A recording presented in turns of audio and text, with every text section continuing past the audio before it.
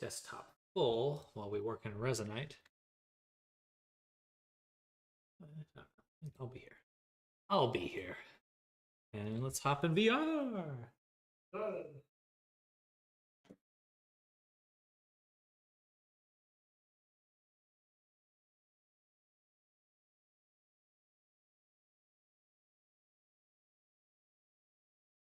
All right, all right, all right. Ooh.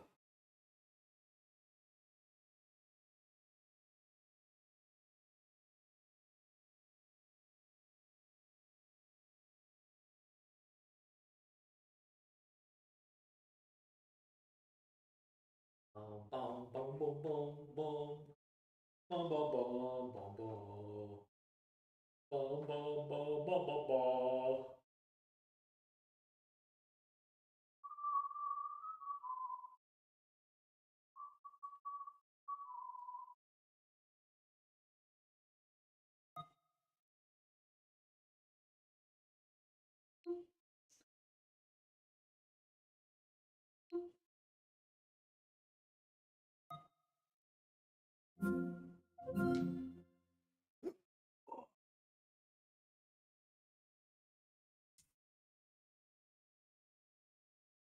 Hello, everyone. We're getting into Resonite. Let's see if Jack is still online. Hello, hello. Can you guys hear me? Let me know if you can hear me, because I think I'm okay distance.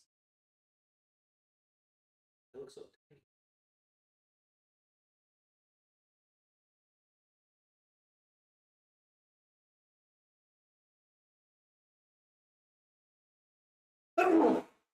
Oh, excuse me.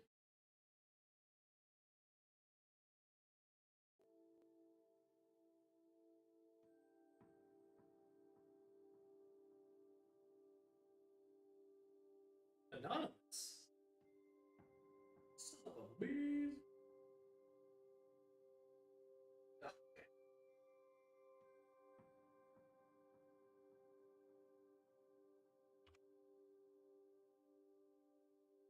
1 second. Let me log back in.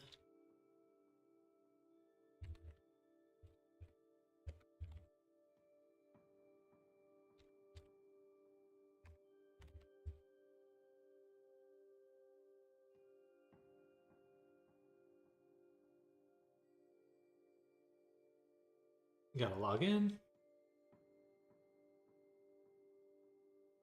Eventually.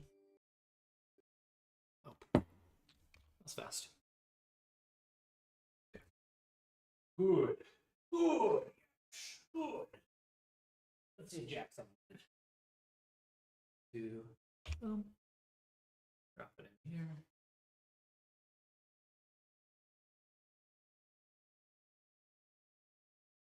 Ooh. All right, so we're in Resonate. We're in good old Resonate. And I want to see if Jack was available. Dance.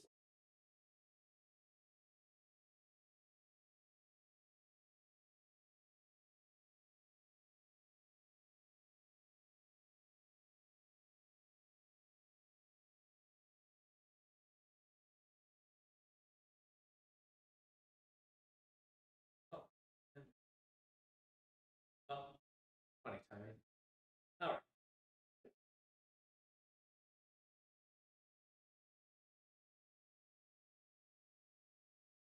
So we want to.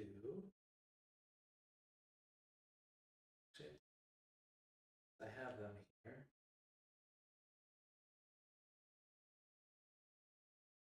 I see my photos.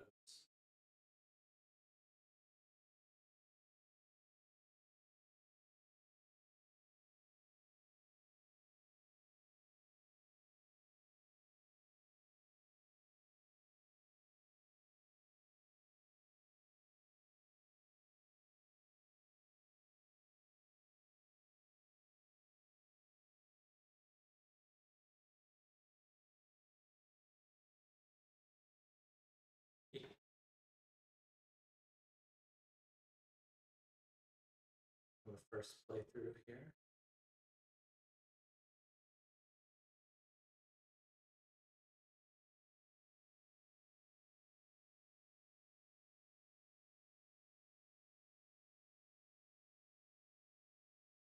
Oops. All right. So, hello, Snark. Welcome. What did we want to do? We wanted to make a world. We wanted to try making a world and then importing that into Blender. See what that looks like. I think what we'll try doing is going to my other world.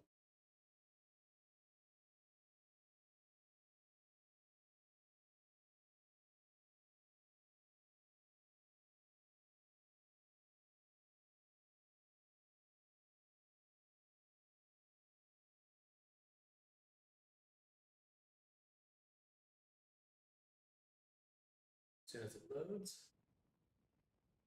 go. Right, so, excuse me. Then let's get the assets from Sky. The Sky's got some assets to include.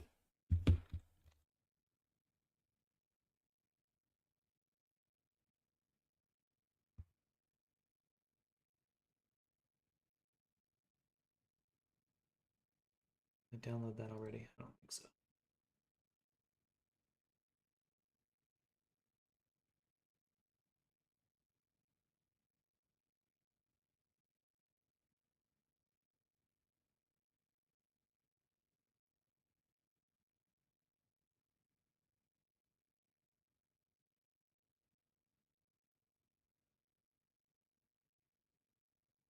All right, let's see what loads in here.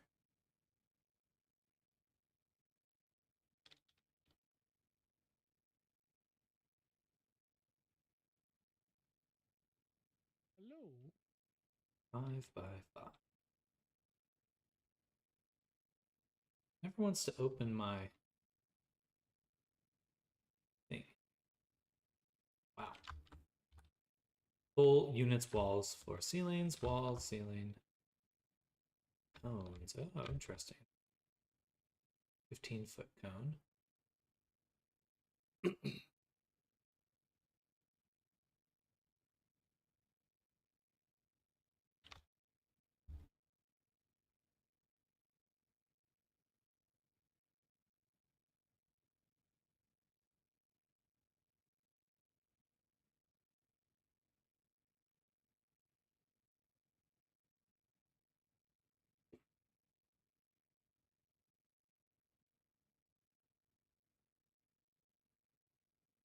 Get back. I'm gonna put on some shorts. I'm in your world. Oh, hello, Jack. Welcome. I'll be right back. What's that?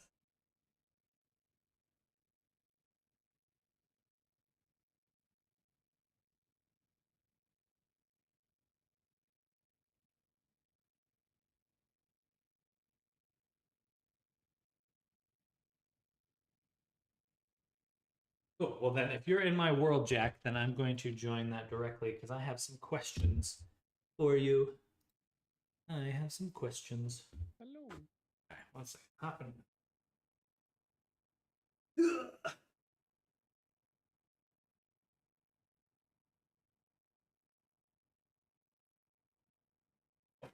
I always forget. I always forget. There you go. Oh. All right. I'm alive. Hello. Can you hear me? Hello. Yeah, I can hear you. Yes. Hello, Jack. Nice. Good to meet you. Yes, it's been a while, but it worked out. Yoo-hoo. Yeah, I'm pumped to be here, ready to kick some butt. And so I guess I have just like a few main set of questions for you. Yes. I will try my best to answer them. Well, thank you. I appreciate you taking the time to do this. So I guess I want to know how to make tools. So that would kind of be my main question. It's like I want to point at something and then have something appear with a tool. How would I go? Okay. Oh, someone is asking if they can join. Do you mind more people coming over? No, that's fine. Yeah, they can check out my little world. Now, let me open up the chamber over here. Okay, so there is a bunch of different building blocks, basically. Like the entire idea of Resonite is everything is like small individual modular building blocks, and you can combine them and to create complex behaviors. Okay. Okay. Oh no, wait, I'm gonna send them an invite because the contact list is bugging. There we go. Yeah, so for tools in particular, there is, I can show you on an example of a tool that I made. Let's see, where do I have it?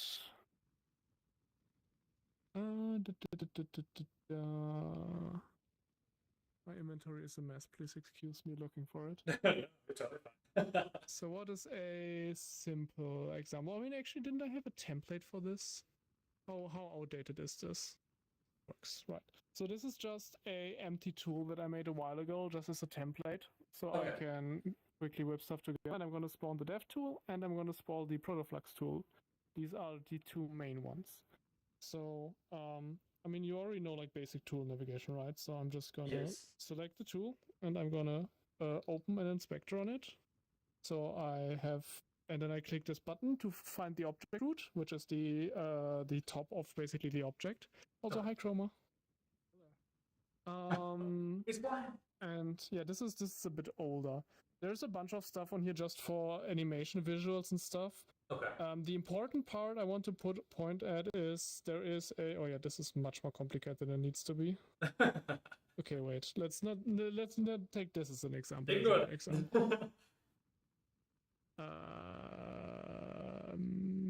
Projects. I think this isn't done yet, so it doesn't do anything, but we can maybe get it working. That's a good way to show you how it's supposed to work. So this tool is supposed to teleport you around when you use it, but I think it's broken right now, so we can probably fix that. That's a good way to show it off. So on here, we have a component at the top of the object called raw data tool. Gotcha. What this component basically acts as a like a tool. So all of the protoflux tool, the developer tool, all of the default Resonite tools, they are all tool component, but they are specialized. And this one is a generic one without any functionality, intended to be like used for custom tools. So you have a starting point, and you can have all the tool functionality, like having the laser interaction, like an action when you click the trigger, an action when you click secondary, stuff like that. Gotcha. Okay, so this is the basis I'll probably be using for most of my. Yes.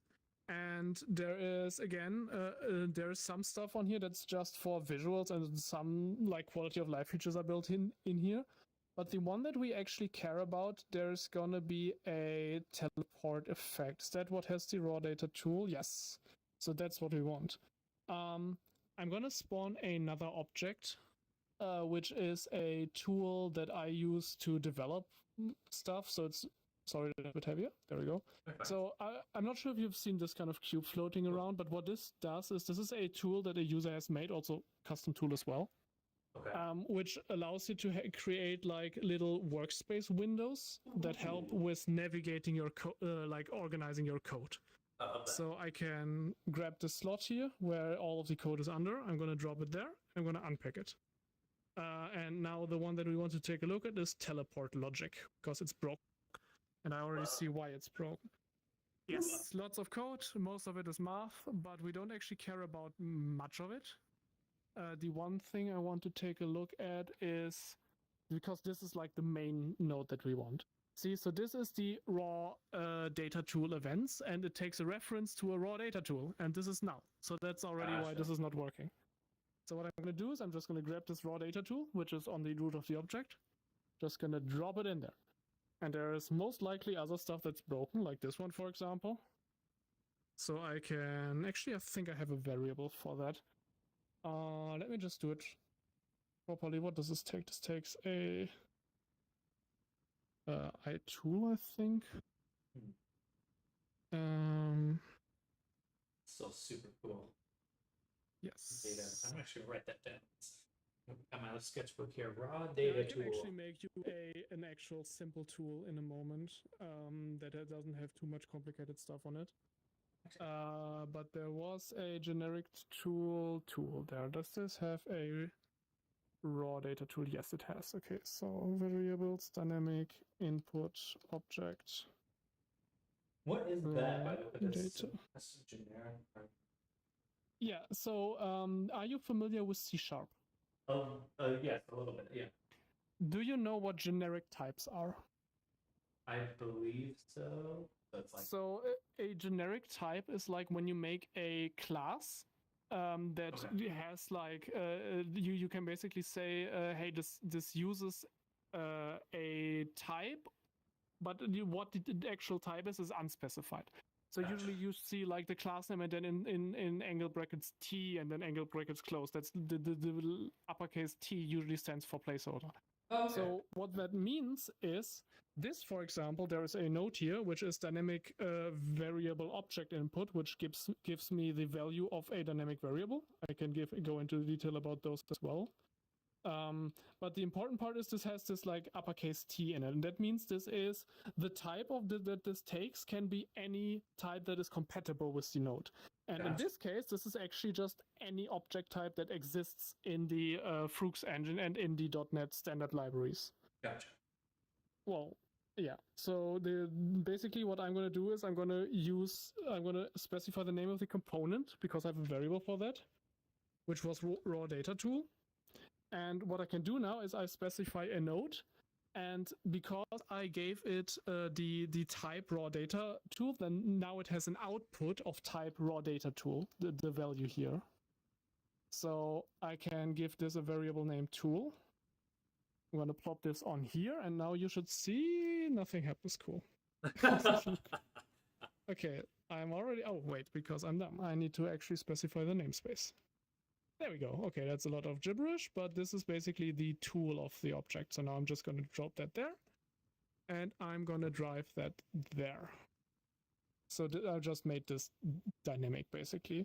But yeah, now this has a reference to the tool again. These two? Yeah, so this is a drive.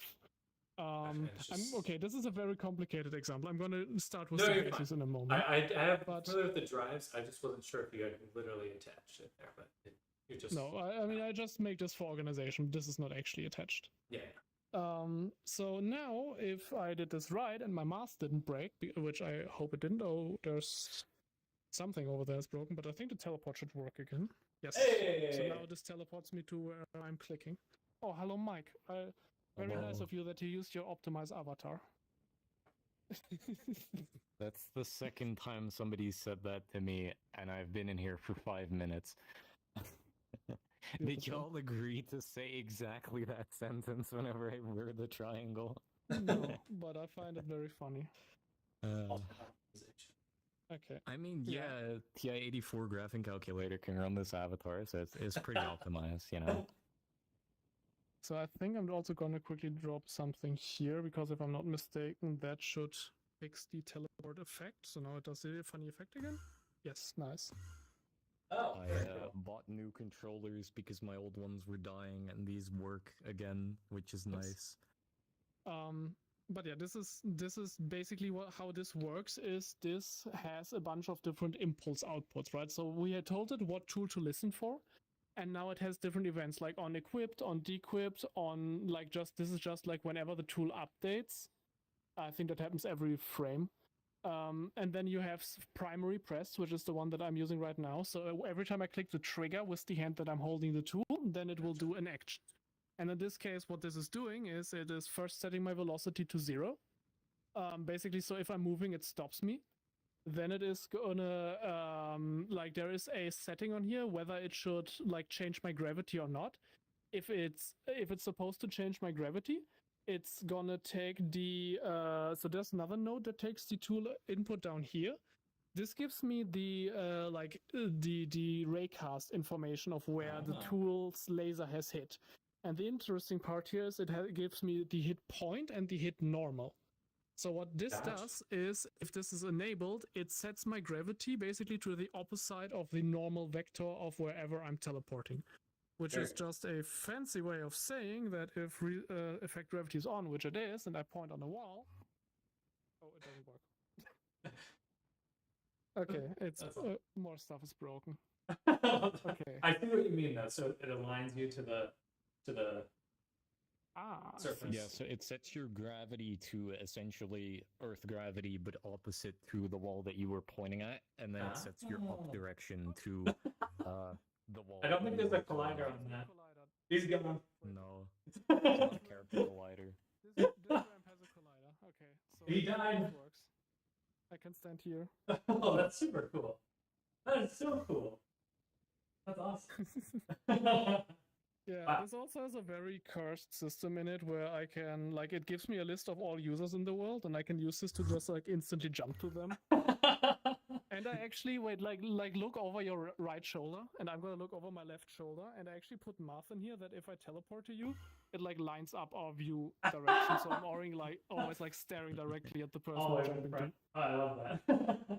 Yes, I That's also like super to call cool. it the jump scare tool because I've jump scared a lot of people by accident using it. Huh, okay, well that's super cool. It's good to see that the tools are so extensible. Yeah, and Ah. like the cool thing about Resonite is that because everything is built on fundamental building blocks, and the same fundamental building blocks that are used by the Resonite developers to develop the engine are also accessible to the users, you can extend upon them, right? So this entire like navigational system where we have like the object that has the code parented to it and stuff, this is all made in game, and it's Amazing. like a tool that someone else made to make it easier to make new tools. It's like tools all the way down. Like this very fast iteration. I mean, this is what technology Yes. really should be like. Super, super cool. You can't grab it. Yes. Can't grab these. Okay. No, you can grab them, but you need to grab like the top of the node, Gotcha. not Oh, the sorry. text itself. Oh yeah, the Oh yeah, you that. can grab that to like so you can grab that to rescale resize the it, thing. or you can click on it to auto resize it to like the default. That's so freaking Yes. cool. Well, heck And yeah.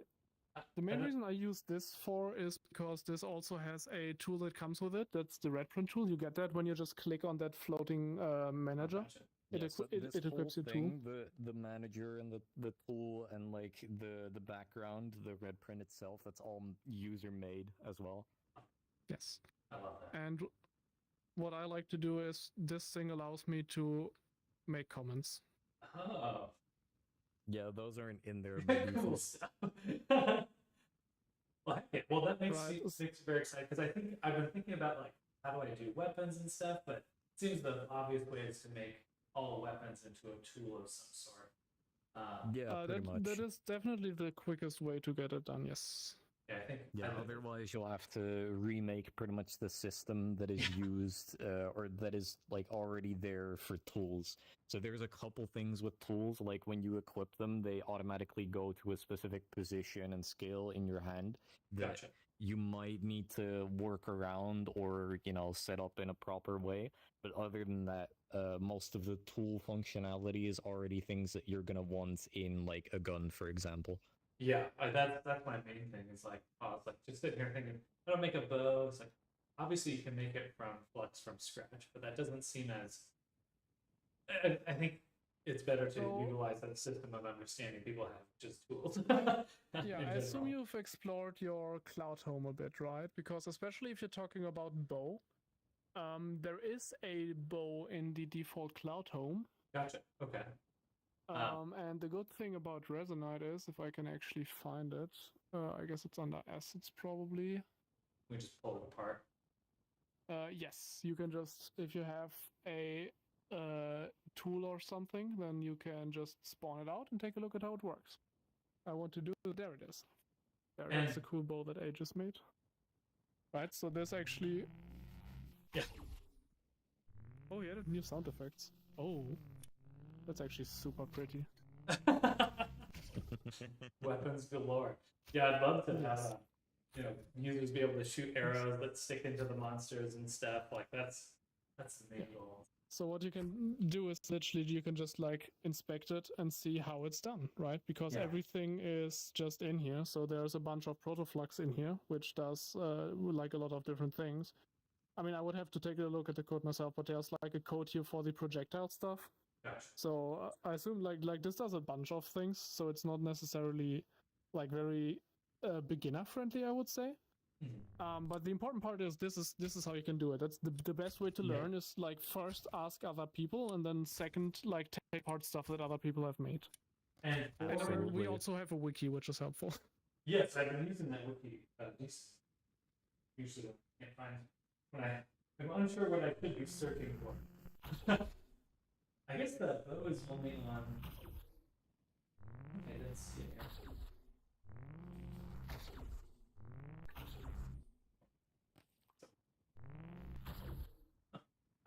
Okay. I guess my next question would be where it seems like there's a lot of tools like this, like the Yuki's red print. Where are good worlds to find those resources? Like, should I be looking for those on the wiki? Or? So, in regards to resources, the best place to find them right now is actually on the Resonant Discord. There is a forum called User Creations, and basically everyone who wants their stuff to be like widely known is basically making a post there, and you can search through them. So you're gonna find the red print in there. And then what they will do is most people will just put a link to a public folder into that. And you can just copy that link and you paste it into the game. And it is going to spawn like a little folder link. It's going to spawn something like that, which you can then save to your inventory, and then you can open it. And then this is a folder that someone else made. Gotcha. And this is the main way that this is the main way we share content on here. Gotcha. So if you... Like, I suggest for organization that you create like an empty folder in the root of your inventory somewhere, just called like public stuff or stuff other people made or whatever. Okay. And then you can save folders into there. That makes sense. I was able to get that image to spawn, and I was like, what do I do with this image? So this is a folder. It's I mean, the entire inventory and item system is due for a rework, and it will be reworked, right? This is just like a lot of this is basically like what you call, I guess, developer art or programmer art, which is like it's very functional, but it's not very intuitive. It's the first steps. Yeah, but I mean, I would say it's that just unfinished. It's just getting more and more polished as time yes. So everything's going to be in this folder. Nice. All right. Let's see. Okay. And I can also share you my public folder, which has a bunch of stuff that I made in there. Just disclaimer, there is a folder in there called Dash Calendar. Don't spawn anything from that folder. It's very broken. Have you not migrated any of it? No. Oh, don't tell me the like fake async still in there, is it? It's surprising it works, interestingly enough, kind of. Thank you. Yeah, I just saved that folder. But I didn't bother because I don't think I'm going to be maintaining this going forward. And yeah, there's a bunch of small like utilities and stuff that I made. For example, there is an item in there called async projectile example. That's pretty old, but this was an example that I made to show how you can create projectile code. Right? So this is, if we take a look at this thing, there's going to be protoflux on here. So I'm going to grab this. Do you know how to use the protoflux tool? Yes. Yeah. Okay, so I'm grab the slot, open context menu, unpick, right, to open the code. This is like the manual way if you're like doing it without a red print, which this thing was made a long time ago. So a long time ago. I couldn't have been earlier than like what, October? I mean, maybe. Maybe a little bit earlier, but yeah. It would have been made last year, so it's not that old. Yeah. Just give it a new shoot. Yeah. Yeah. So basically, if you click this call button, I think actually it's this one. So if you click that, it should it spawns a projectile and it actually bounces around a bit. And the button up there basically destroys all of the projectiles. By the way, can I have builder? Probably you will have to ask. Sam, you will have, like, do you mind giving Mike permissions? Do you know how to do that? I think so. Just to, be able to interact with protoflux and stuff like that. Yes. Just turn on edit mode? No, it would be at the top on permissions, assuming that you're in the session tab. Oh, I see. And then you can manage everyone's permissions. So then you'd go to me, and then you'd set me to builder. Yeah, there you go. Thanks. Okay, hey, no problem. Yeah, I'm interested to see. That part is building things. I'm interested to see. I just parented the code out of the thing, so I can actually move this around without moving the code with it. But yeah, so this is yeah, it can. Yeah, it basically does a raycast. Yeah. So it bounces off everything. So the way that this works is it's using something that Protoflux does. It has native support for asynchronous execution. Gotcha. So if you've ever used like async, basically this allows you to make stuff. So this basically creates a new task, like a coroutine that runs in the background as long as this condition is true. Gotcha. Which during this endless loop, it basically constantly updates the position of the projectiles. So during each iteration of this endless loop, it is doing a raycast forward of like 25 centimeters. And then it is checking, and then it does two things. Either if it didn't hit something, it just moves the ball a bit forward based on the trajectory calculation. And if it did hit something, then it sets a new origin point for the projectile, for the trajectory thing. Right, so this is a node that's a math node where you can give it an initial velocity, specify gravity, drag, and then a time value. Gotcha. And this basically this calculates the trajectory along an arc.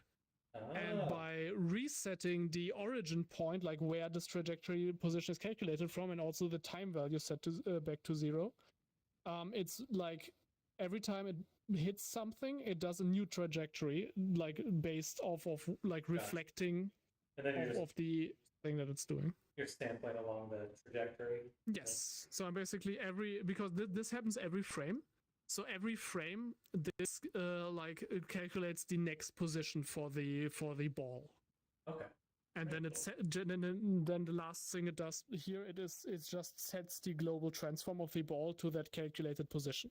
Okay. And it's just doing all the time. So this is a lot of math. Yeah. But it is a relatively tame example of like how you can use async stuff to create things that, like especially animations and stuff that move. Yeah, I was wondering very much how to make like physics, and I mean, it seems that you just so this is the manual way. In the future, there will be actual like tooling to make proper physics simulations using just the built-in physics engine. Right now, that is not like this use case is not implemented yet. Okay. So you can actually use the physics engine to make actual physically simulated bodies. But that is basically abusing the character controller that is used to simulate users. Gotcha. Okay. Right, so that they can collide, because we are physics objects in the world. Yeah. But this is not optimized for actual rigid bodies. So, like, while it works well for the users, it's not super optimized, and it creates a lot of like network traffic if you like actually make physically simulated objects with it. So there will be a proper implementation of physics for it at some point.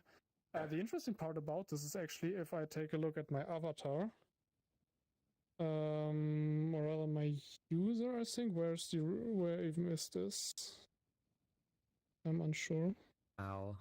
So selecting a user in an inspector is usually pretty laggy, just because of the amount of components that are on that single slot. For everyone, okay. Yeah, exactly. This actually has a warning on the component, because it's like, hey, you can use this to like simulate physics, but you shouldn't, because it's not optimized. But if you like, just be aware that this is not very optimized. Okay. But if you like, you can still do it, right? They are basically saying like, hey, as long as you understand these limitations, have fun. Well, that's the right attitude to have as a developer. Yes. I do have a few questions regarding avatars as well. Because the one I'm wearing right now, the default one, when you put this one on, it snaps to you, versus some of the other avatars, you snap to them. How do you control that? Okay. So, do you have an avatar saved to your inventory? Yes, I've got a drops. Okay, then just spawn one of them out. there's two ways that you can use avatars, right? You can either spawn them into the world or you can directly equip them. Here's one I made. They're Scratch. Nice. nice. Thank you. Just a question. And yeah, like if it's like an object in the world like this, then obviously you can click on it and you can equip it. And I assume you probably added avatar protection to it, so other people cannot equip it. I think it is enabled for this one, but I could probably turn it off just for this example. No, you don't have to. Just wanting to make sure that you know that this is a thing you can do to protect your avatars. And I think that my assumption was that's what was controlling how it's snapping, or No. So the avatar protection, what it does, it basically prevents other people from wearing or Using it. saving the avatar. So if it's And- on there, I should be able to click this and then click equip avatar, but it doesn't do anything because Yeah, that's because your that avatar's avatar. It's got protected. the protection on there. And Okay. same when I click save or anything like that, it'll just not work. Yes. and so that's It's gonna be it's gonna be somewhere on there. There we you need go. a little. Also Yeah, we warning on do. here. So this actually says warning this component if you try to remove this by any means other If you than try to pressing click this this remove button, you just get it- kicked. Oh, really? Well, I mean, it like self-destructs the avatar, right? Does it Yeah, actually kick that's you? smart. sometimes. That's super. Sometimes it kicks you, sometimes it does that. It really depends on like the way that you remove it. Most of the Gotcha. time it kills the avatar completely. I believe there's one way to get that thing off without getting the avatar removed. Not 100% sure. I still have to try that out sometime with somebody Yeah. willing. But generally, this is a pretty like it is called Standard. simple avatar protection. Like it is not like It's it not is 100%. not the final solution, right? So in the Yeah. future, there are much more protection mechanisms planned, and also there's going to be a form of like license, like asset ownership Oh, tracking by nice. license using. That's good to So hear. the plan is actually that there will be a like a marketplace kind of deal, and every asset like that you create, you can actually license to yourself. So Okay. then you will actually be able to give out licenses to other users that have like bought the avatar, for example. I'm That's pretty so sure that's the cool. plan. Like I most of love it that is still part. in the future. And along with that, and also another thing that's generally just overhauling all of the protection systems that currently exist in worlds, like the Gotcha. permission system and stuff. Okay. There is a lot planned in that regards. For the time being, this prevents other people from like equipping the avatar or saving it to inventory. It still seems already pretty fully featured compared to some other software I've used. But good to know they have other VR ones. chat. Yeah, yeah. Now, this God, one VR here. chat hasn't tried anything Yeah, I mean, for they're, like protecting any they pushed Food on avatars. 2 back to 2004, and I was like, oh, that's going to get delayed another year. Oh no. Well, I mean, I think it is because the developer that was working on it was like, is no longer working for them. Yes, exactly. Yeah. But let's not. Wizard. Let's focus on Resonance. Yeah, I Yeah, agree. For this here, I'm assuming this is what's actually repositioning avatar user position. So when I click on that, I'm not sure what all of these do, but the thing is, I think the default avatar might just have some special functionality in it. I'm Gotcha. pretty sure if you spawn the default avatar out of your inventory, it doesn't actually automatically equip to you. The proxy. I'm gonna let's try it. But like it automatically applies to you, like you need to have a avatar to exist in a world, right? I mean technically you Oh, can okay. exist without an avatar, but then you can't talk to people because you don't have an head like an output. I suppose that was my next question, is because what I'd love to do with what I have set up here is like be able to hop in and out of avatars super quick. So like, for example, So if you just select the avatar in your inventory, wait, I'm just gonna share this. This is a bit old UI, but if you have an avatar selected, then you have. Oh, this is awful. Wait, I'm gonna make this bigger. Yeah, so Yeah, it says that's- inventory legacy because this is kind of a like a holdover Yeah. from really old inventory system. gotcha. Yes. Neo's So there. if you Yeah. so if you have an avatar Even selected, then, it was legacy. oops, you have an option there to set avatar. So what So that that will does is, set your if you default click avatar. it will set this avatar as your default. So if I do this, this actually like turns the background pink. Gotcha. Well, I'm And gonna do that. now Right now. every time I go to another world, it's automatically gonna load this avatar. Oh, What that's you can awesome. also do is you can, when you have it selected, just click equip to directly equip it to skip the entire like Spawn it like out, spawning it out click in the on world it, part. equip, Gotcha. So delete if you your have old all your avatar. avatars in a folder, Smart. then the quickest way is literally you just click on it and then you click set avatar and you're immediately wearing it without changing position. Because if you like enter an avatar that spawns in the world, you're also changing position to it. So Gotcha. this is So- probably more what you want. Oh, Fun also don't facts. look at this. I need to clear my inventory up. It's I'm awful. judging. I'm judging. No. I know If you you are. want to judge, then judge this one. This is Okay. my inventory. Oh no. Oh wait, is this? Oh, it's not even loading half of these. That's gonna take a moment. This is not cached. I'm definitely judging. Mike, that's too. No, stop. Make There it you go. stop. That's everything though. All right. Very cool. Yeah. The latest thing is fucking OSC. Oh yeah, I right. have we like have that now. pages of Lummi Viewer and Matrix client. The OSC stuff was super cool. I mean, pretty amazing that, you know, as soon as they got the data streaming in, immediately you get OSC in. But, Yes. like, let's Like go. it was mean- added because Frooks added hardware support to a a haptic device that uses OSC to Gigglepuck. communicate. And because he already had to implement the OSC library, he was like, I might as well just make full OSC support now. Yeah, and it doesn't necessarily make anything possible that wasn't previously possible. Yeah. The but- main thing is off-the-shelf hardware and software. Yeah, and it So just right makes now, some if you- things easier than using direct WebSockets because it actually Yeah. has type awareness. So you can actually send a number over the network and it arrives here as a number, so mean, you don't have to do any you- direct conversion. You could have Gotcha. sent JSON over WebSockets as well, and that would have been type aware too.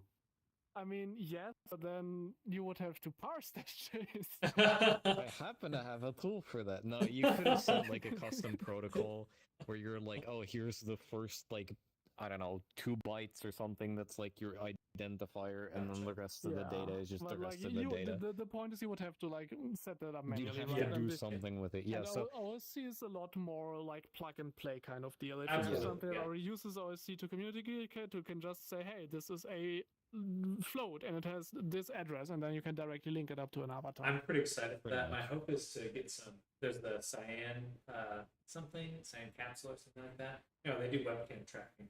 And I have this big space here, so I'm hoping to be able to fully track myself walking through it eventually. nice. Maybe. I am currently sitting on my couch. I'm judging you. You're relaxing too hard. I'm standing.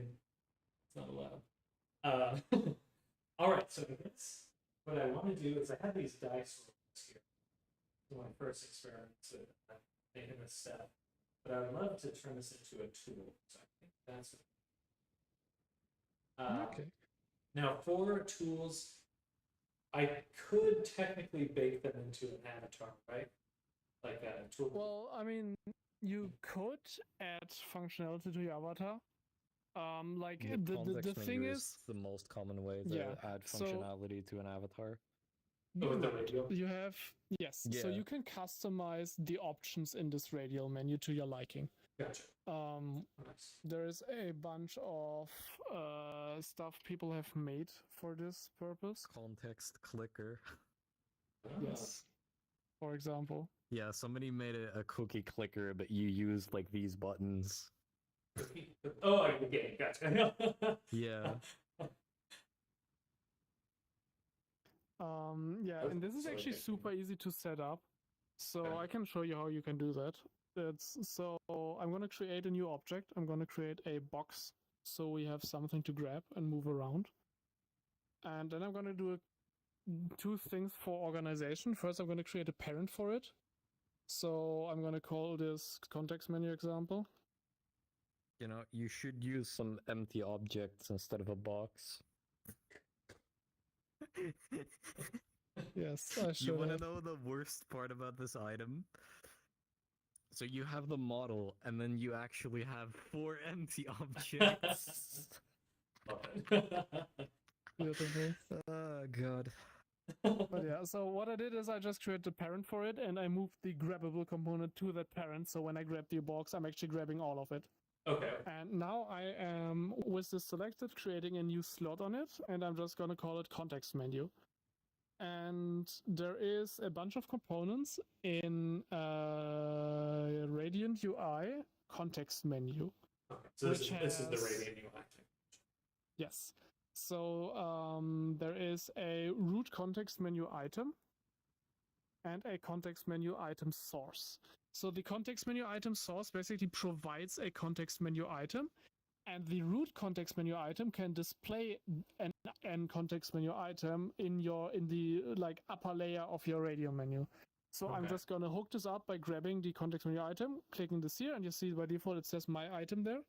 And now if you hold the box, so it has to be parented under your user. So if you grab the box Okay, gotcha. and then open your context menu, you should see there is the my item option. Also, you don't have to physically grab things, especially when you're working with the context menu. You can just point it with your laser and do that. Gotcha. And then you can see there it has the my item, right?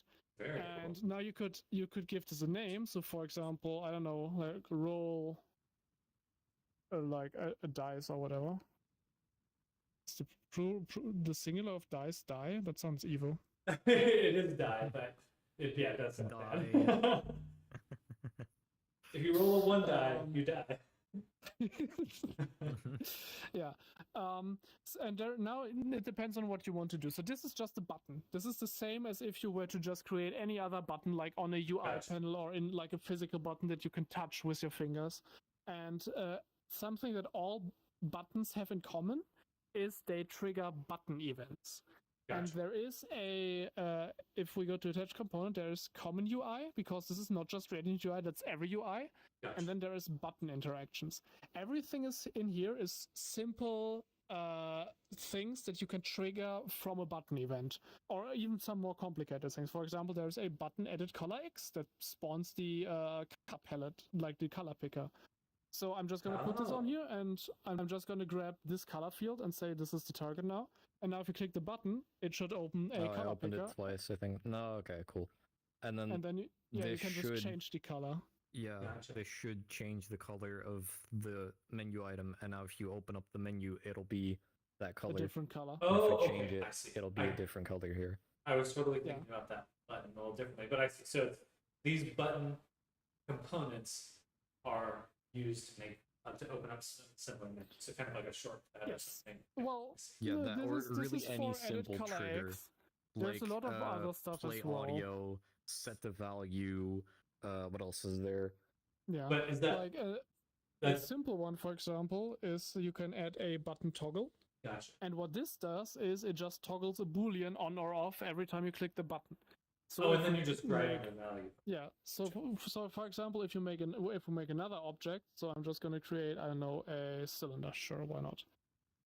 And I'm going to inspect that cylinder, and it has an active field, right? So if I turn it off, then the cylinder disappears, and I can just grab this reference and put it on the button toggle.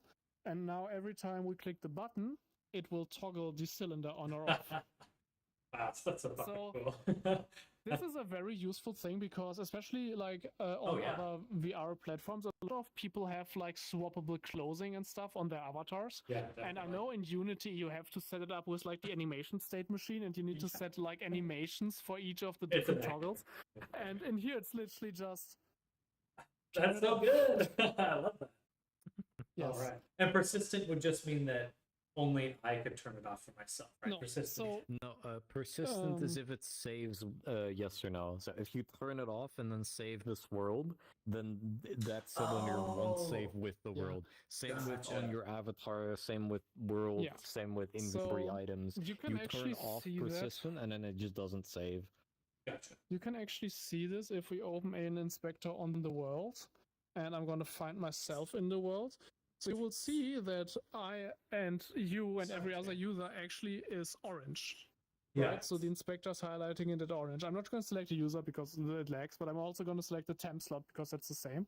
What orange means is the persistent checkbox is not checked. Oh. Everything that is orange is not gonna be saved when the hierarchy it is contained in is saved, either when you save Gotcha. the world, or when you like save your avatar, or when you save an object, right? So if you make stuff that shoots projectiles, for example, you would want most likely to make sure that those projectiles are actually marked as non-persistent, so they are not actually saved when the world is saved, so they don't Gotcha. clutter up everything over time. Including like the balls you were making earlier with your Yes. tool. Okay, that makes so much more sense. And this temp slot here, by the way, Mhm. this is just a slot that exists in every world, and you can also, if you want to make stuff non-persistent, you can just parent it under this slot. Oh, okay. Which yeah. is Like your how a lot of the engine, like the engine internals, are doing it. You could use it as well, but you can also just set the checkbox to non-persistent. That's easier in like all cases, pretty much. So to clarify, the parent object determines the persistence of all the children. Yes. So if one node in the hierarchy is marked as non-persistent, it applies to all of the children. Just as if this had like multiple children. So for example, if I like create another object, I'm going to create a what did we not have yet? I'm going to create a torus because I like toruses. Right. So and what I'm going to do is I'm going to just grab this torus and I'm going to parent it to the cylinder. And actually that is a great idea. So I'm going to turn this around.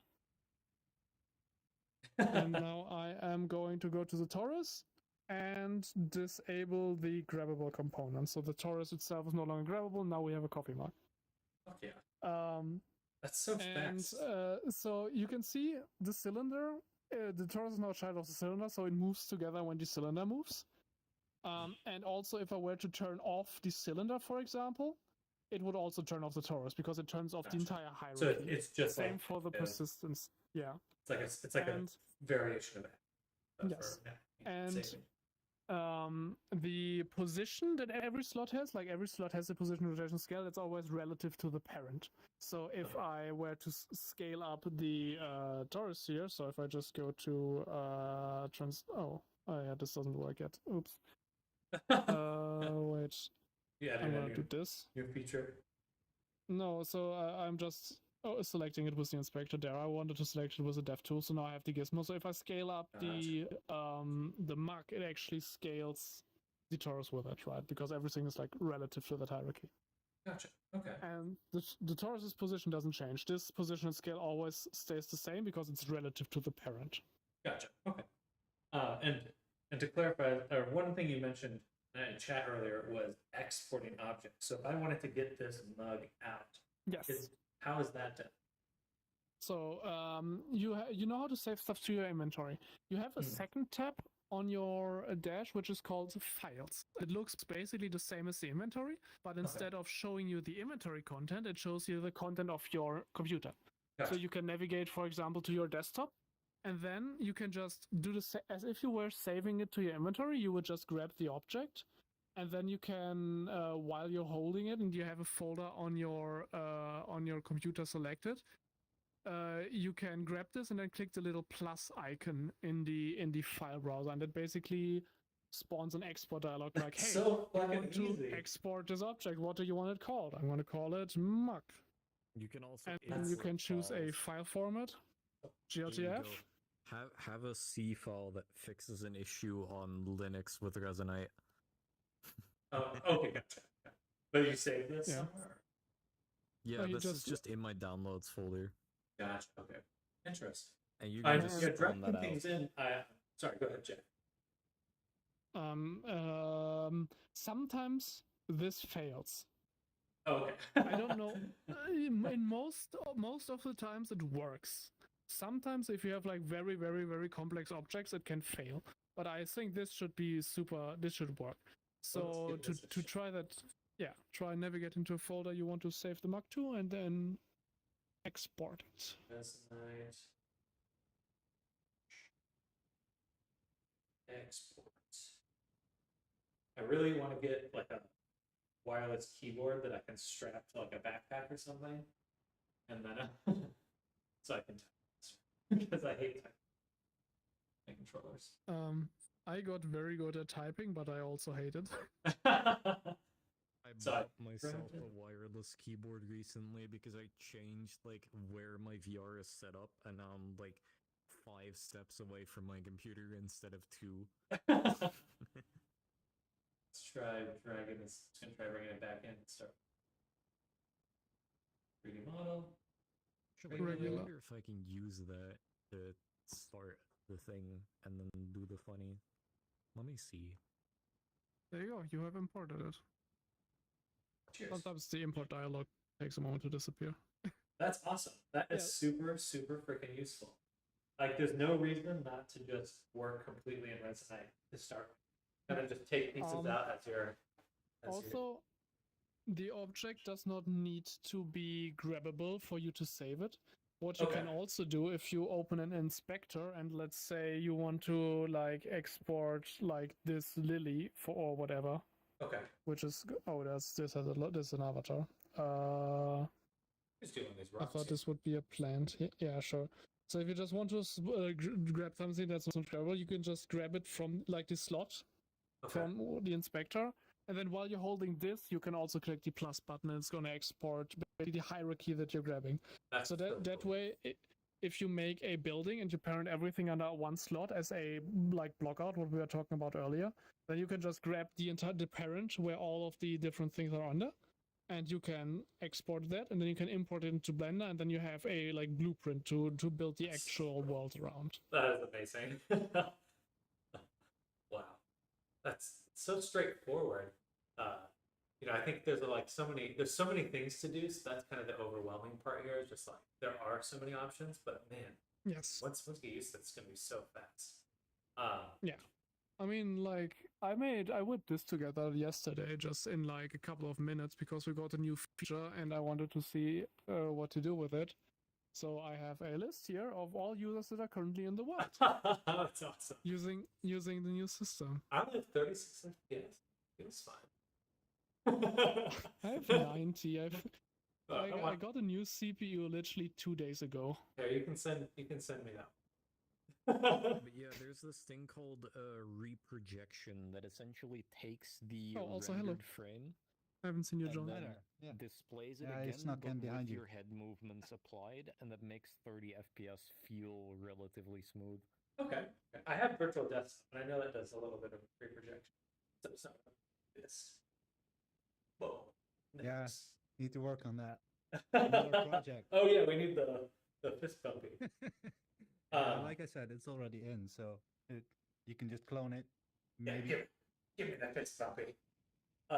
Another You got question. the red print, right? What's that? Because I don't have it. I mean, I kind of went out from NIAS into here and nothing transferred, and I was like, fuck it, I'll just start all over. No. So I have absolutely nothing. Is this the Yuki folder? This is for the thanks. Yuki's folder link is in there. I'm gonna give you the same advice I gave to Sam. Go if you want to find stuff other people have made, go to the Discord and take a look at the community content, like user creations forum there, because everyone who makes like a tool or something, they're gonna post it there, and you can search in it because it's a forum. It has like a search bar. And you can Yeah. quickly find like the public folder Search links of bar would everyone. be great in here, you know. We'll get Just it. saying, We, just saying. we will get it. Actually, Yeah. so Fruxis has been working on reworking the entire settings Yeah. over the like last couple of months, and he created a completely new UI system for I UI saw. generation. And one property that he explicitly built into it, it's using something new called data feeds to generate lists of UI. And data feeds already all support being searched. So Nice. everything that currently generates a list of UI will eventually be transferred over to the new data feed system, which will make it super easy to make all of the like the node browser and the component etc. and stuff like that searchable. Everything searchable. That's awesome. Yes. That is super That's cool. nice. Yeah, that's kind of the general design philosophy for a lot of things. It's always like try to find like the least common denominator of a lot of different problems and then tackle that first, because that's going to enable like or provide a solid foundation to tackle all of the other problems. Like first principles, but digital. Yeah, basically optimizing the amount of development time and making everything super modular and reusable, because like again, this entire the way Resonate is structured. If Fruxius is adding a new feature to the game, he does it by adding a new component to the game, which then in turn can be used by us to implement that feature into our own systems. So That's when so good. Frux builds a system that generates basically simplifies generating very complex UI, eventually that feature, like right now we cannot use it just yet because there's still some things that are missing that will be implemented. But eventually all of that work over the past couple of months that he put into making the new settings page will become available to everyone to use this code to make their own complex systems much easier and much faster. That's really cool. I mean, I can imagine using the settings menu for like D&D related stuff just right off the bat. Yeah, I mean, this is very generic, so it works for anything that generates a list of anything, right? Okay. We will just need to specify like where that structured information comes from, and right now the only ones we have is the built-in settings, and now a list for all users in the world. Okay. Right, so I used that component to just generate this list, and I didn't have to add any like code for any of the UI stuff, right? So when a new user joins the world, it will automatically add a new UI element, and when they leave, it will remove that UI element again without me having to put any work in that. It feeds data it feed. Yes. And this is using the kind of default menu system that Resonate has, if I understand correctly. So like yes. So every UI, like every flat panel canvas-based UI in this game, is made with a custom UI framework called UIX. Okay. And that is that is the underlying building blocks for the UI of, for example, the scene inspector, or something that users can make, or your dash, for example, that is also just using a UIX canvas. Okay. By the way, if you know how, you can even like change your dash around and edit your dash, because that's also just an object in the world. It's just an object that only you can access because it's in a world that only exists on your computer. Interesting. Okay. Well, that's super cool because I would definitely want to make some better menus for my players and stuff, where they can have everything. There's very little like smokes and mirrors kind of things on Resonate. Yeah. Like usually when you see there's like way too many. Well, it's kind all of smoke. It is all 100% smoke and mirrors, except it's really advanced smoke and mirrors.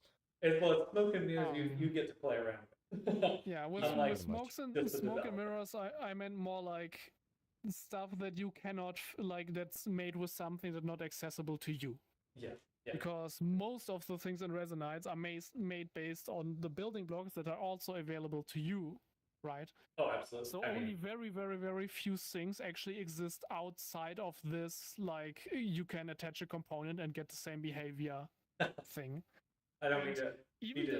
Even the things that exists outside of it are technically still using components, but that's getting too complicated. Yeah, not to beat a dead horse, but compared to VR chat, it was very interesting to see how easy it was to make weapons slot in and out of like inventory on your body and stuff. It's just snap targets and stuff. Yeah. I was like, wow, that would have been basically impossible otherwise. I mean, the best thing we have is just the inventory, right? And the ability to change worlds in real time. Because in VR chat, if you want to have some dynamic object, which people have done, and I find that very interesting because they will get very creative with it. Oh, yeah. But it's always going to be like part of your avatar, right?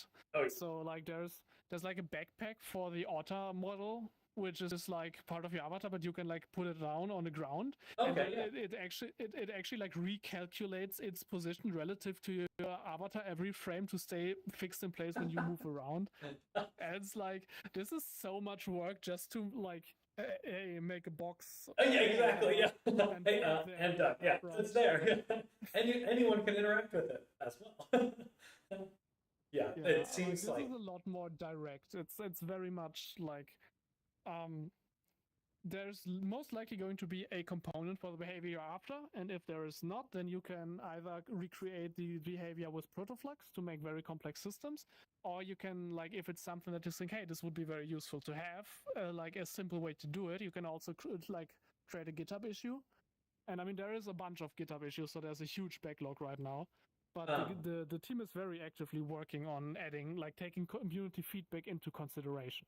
Oh yeah, I mean, Right. there's a lot more feedback here. I mean, and the fact that there's even a Git repository at all with issues that are actively getting worked on this, it feels very fresh.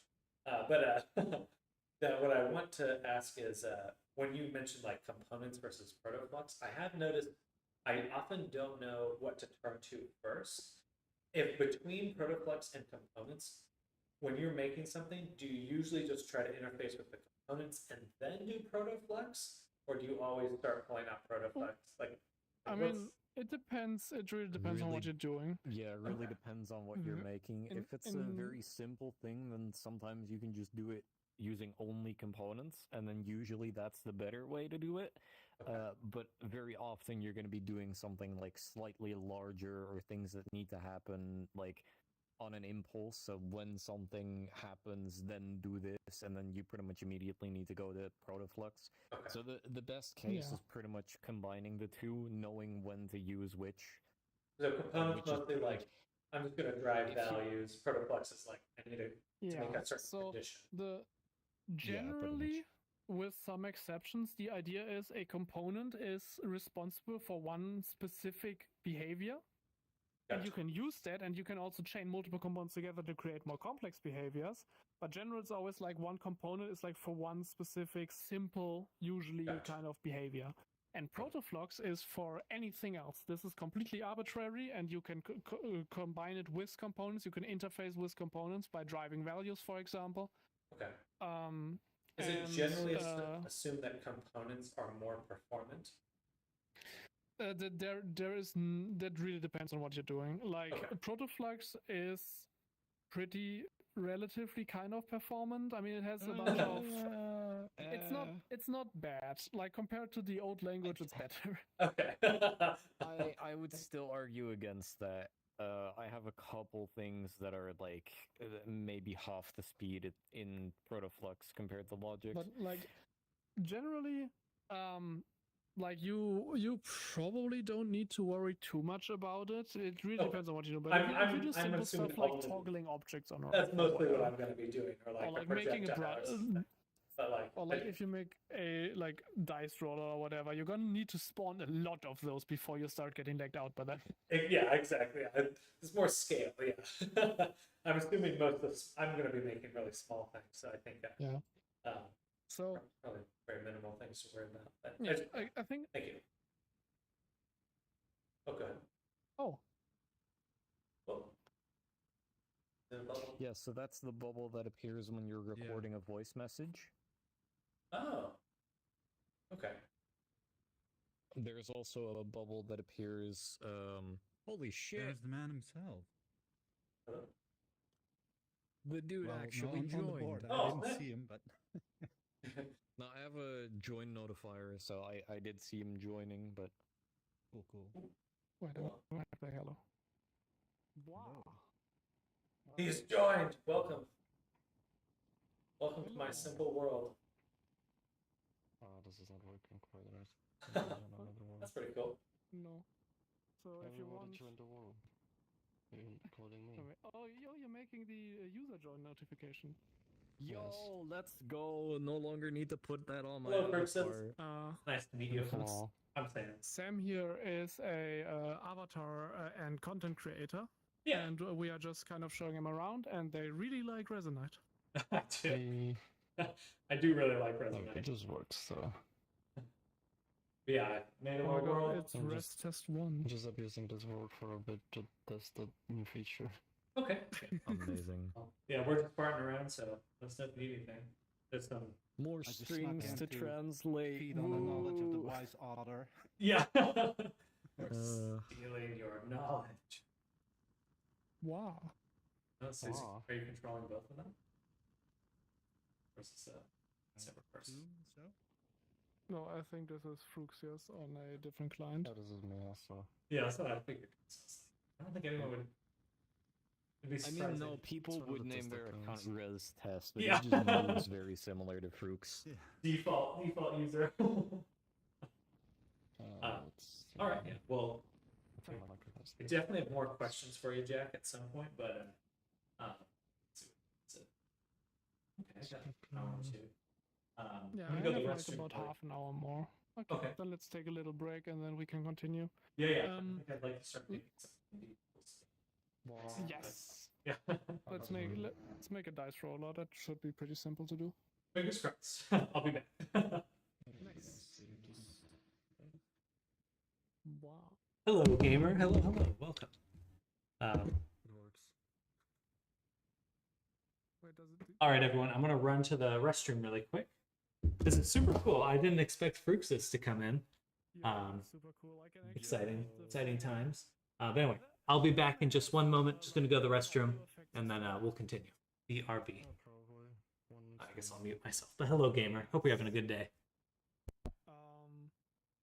Okay, I think I already get more ideas for stuff to request for new settings. There was a feature on Second Life where all of the UI sound effects you can replace with a custom audio clip if you want to. So now I want to kind of. I wanted to add. Nice. So you can just like drop in like audio effects and be like, okay, I want to use this one. I might make a ticket for that later. Wow. And just pretty much just assign an asset there, so Yes. it's going to be difficult. Wow. Like, I'm gonna make modifications and actually I need to make local keys as well. Okay. Well, it was nice seeing you.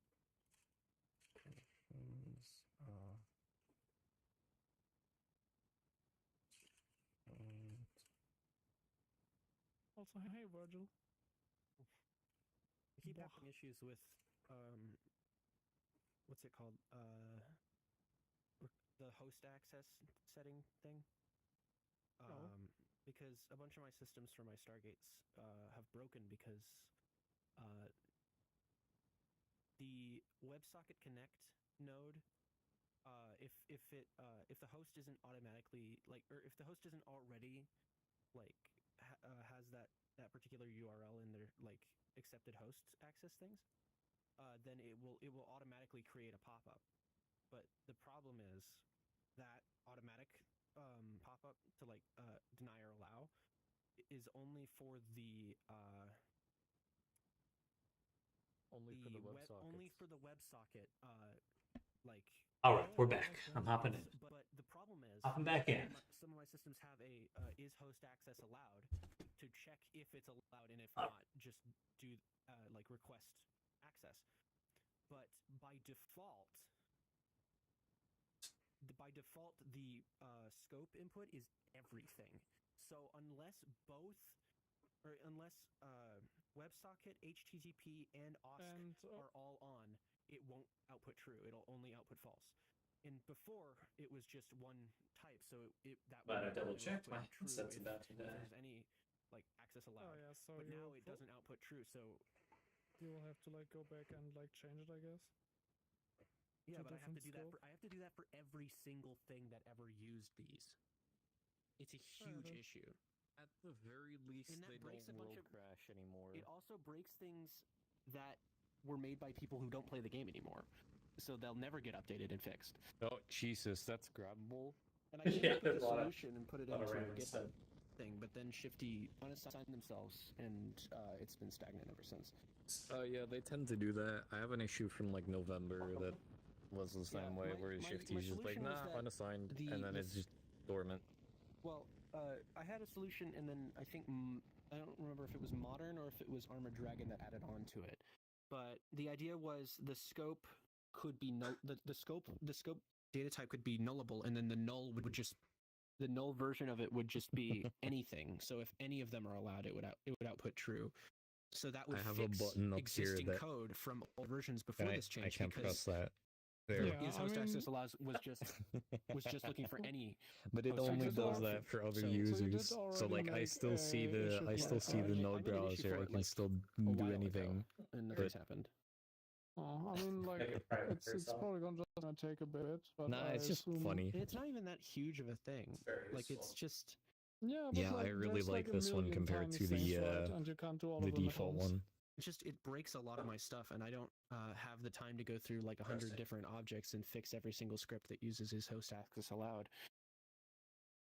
Yeah, I mean, I think that is definitely something that can be fixed. I'll try making it. Also, welcome back. Yes, let's do that. Oh. Yeah, no rush. Uh, If you're doing something, I'm just chilling. We'll make a cylinder over here of that. I wonder if they crash again if it's null. No, they don't crash anymore. That's cool. Try not to crash. No, but the idea is Yeah, the scope idea is to default have- is everything. yeah. But the Instead scope of default I feel should be. like it should be anything and not everything. Yeah, pretty much. Okay. Because that's the behavior that Okay. it was before. Great. A. Yeah. But now it's Let's like do a, completely different, and it breaks all my stuff. I've got Makes 45 sense, people yeah. in the Ancients of Resonite community who love to use the Stargates, but a lot of them are broken because of this, and they can't change anything about it. Well, I mean, they can Because- go into their host access settings and allow it, right? Tool 1. Yeah, but even if they do that, it wouldn't work. Because they would have to So every I'm gonna single make a user who parent ever above used the this. Stargates would have to do that Mhm. manually, and I do not want to do that for my community. Makes sense, makes sense. Or Yeah, But, and you- like, for a And you temporary want to solution, you could at move least do that. the grabbable component to that Because parent. It doesn't affect Oh. headlesses, which is great because when you So have a there's the host in grabbable, the and you can just host of grab a that. headless, it does it for everything, And not just the individual stuff. no, so you which is want to great grab that, because, Like this? that and means then the headlesses hold are it, not and then affected by double this. click on cylinder Anyone to who select the puts a other Stargate slot in their personal while you're world holding will it. not be able to use Oh, I it see. And now you can because just they'll do drop it there, and it's gonna ask you, hey, do you want to That's move how this, some or do of you want to the, copy it, the and you fast want to pass move that? detective bot made Oh, as very well, handy. because it Yes. just Definitely saves me a lot of That time. speeds up a lot of stuff. Absolutely. That's still a relatively new feature. with the new It's very solution, nice. so, That is very nice. it just constantly asks All right, so now I for can grab it. access instead of actually And then I Mhm. wanted So to now it's add like that, it another object. And you were saying that it's the one of these components that I think if I can remember dynamic. No, radiant. And context menu. Context menu item. One of No. So What does you triage want mean as a the label on, item source, not the item. Triage, So the that item is means actually that one that gets they, automatically generated from an see what item the issue source, but you is want and this one seeing that because that's it's the one where you can actually that priority, not a actually priority, generates. stuff like that. Gotcha. And then you want, hopefully so this attach is the right just a labels menu to it. item, but now So you need for to tell it example, where to show this I menu guess that's item. fine. And so if for you example, use if the you root make context menu a, item, it's going to show it on the root of your context menu, so that can be like a top level button basically. You can also make submenus using this. That's why you can you can open, you can show menus like menu buttons in a number of different ways. Gotcha. But if you use a root context menu item, it's basically going to put it on the root of your context menu. So if I grab it, Before I got a chance Not to yet. even give them an example, So it this showed the actually button. has a item reference on it, but it's not set to anything yet. So you want to assign the context menu item source component to be that item, and now if you grab it, it will show in the context menu. Then nothing ever happened because During my I item. just have it. And so nobody's Yeah. assigned to it. And it's just sitting here. so I was showing you simple button events earlier, right? Like setting a value or whatnot. But if you want to make this be a bit more generic, where you want to like the dice roller, for example, you would want to do that with protoflux because there's no dice roller component. gotcha. Okay.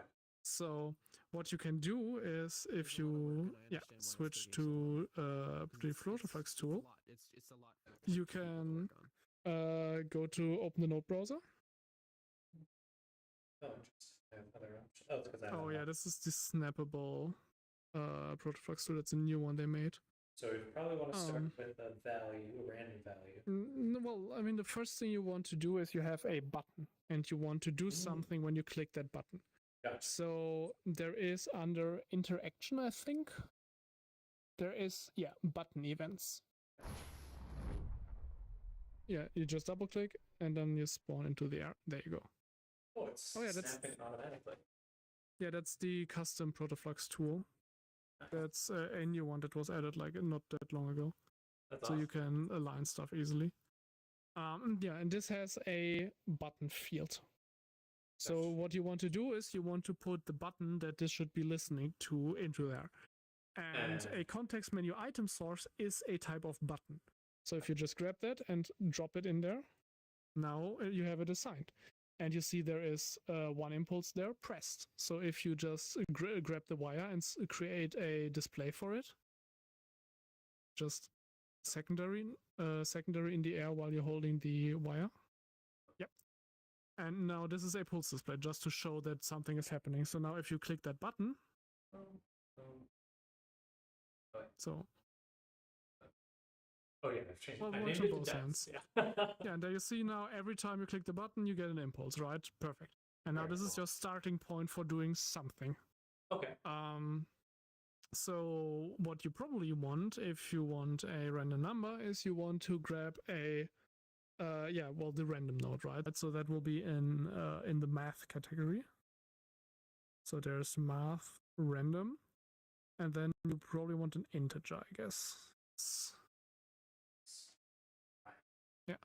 And So if I remember this correctly, the minimum is inclusive and the maximum is exclusive. so we want 7.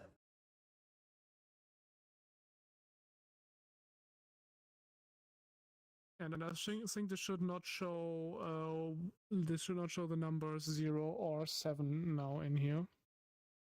And I mean, I cannot tell, but it's probably correct. Yeah.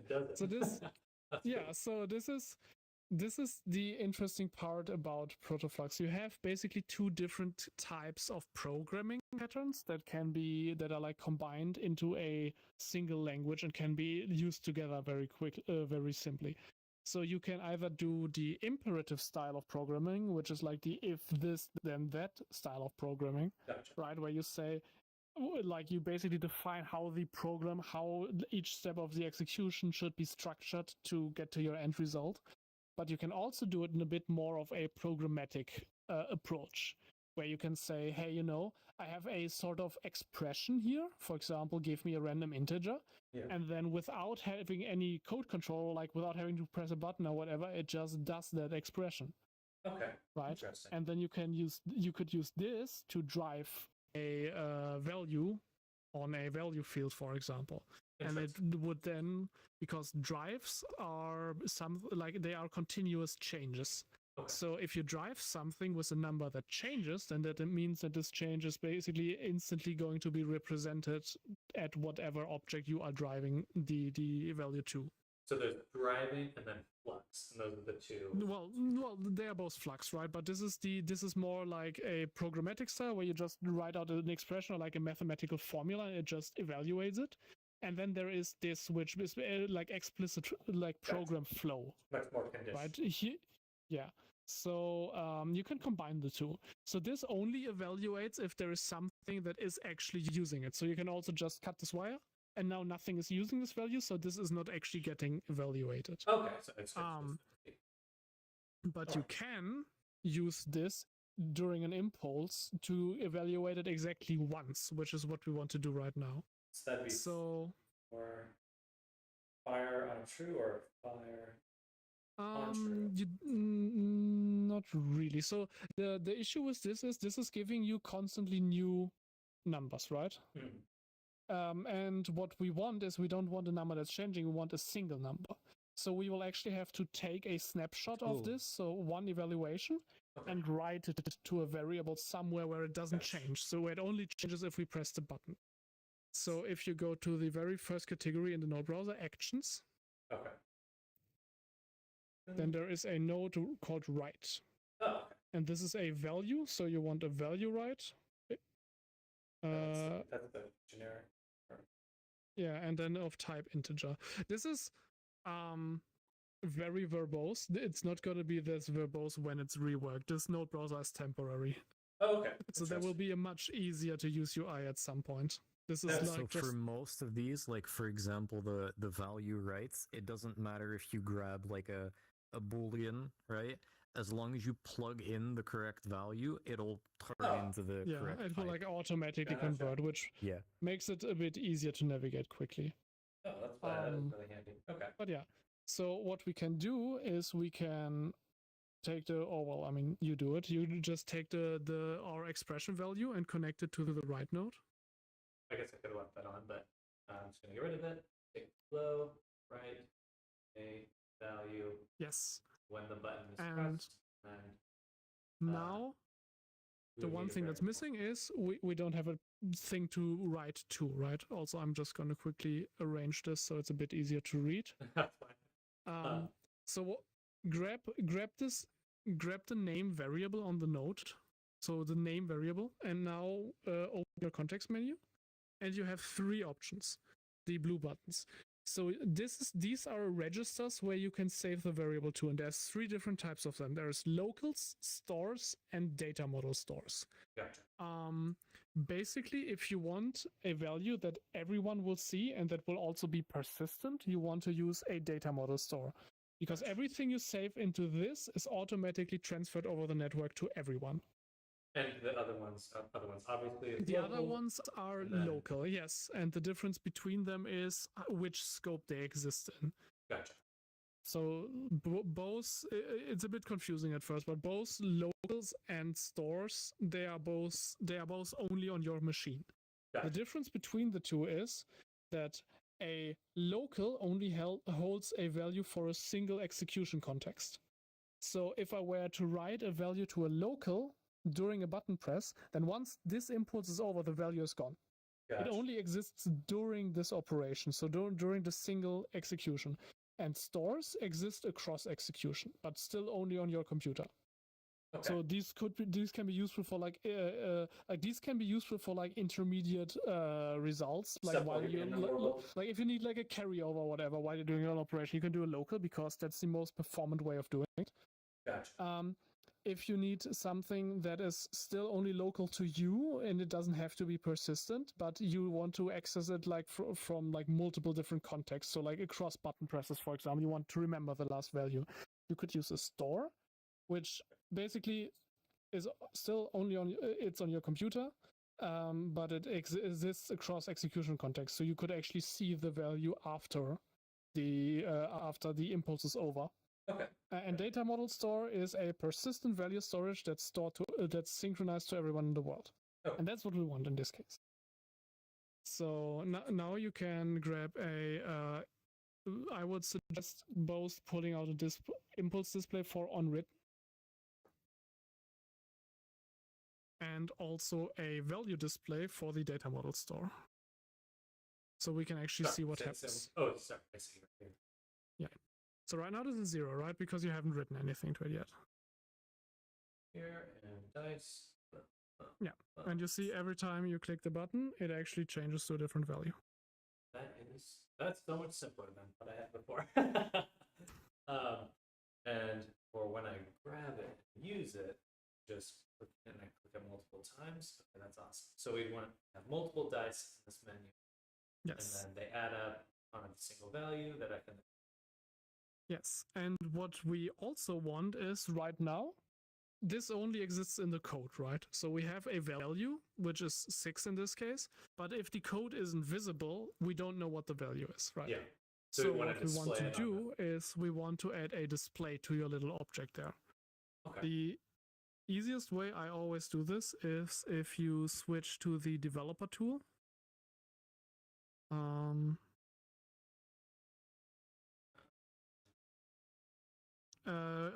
If you create a new object, you have an option to create a text.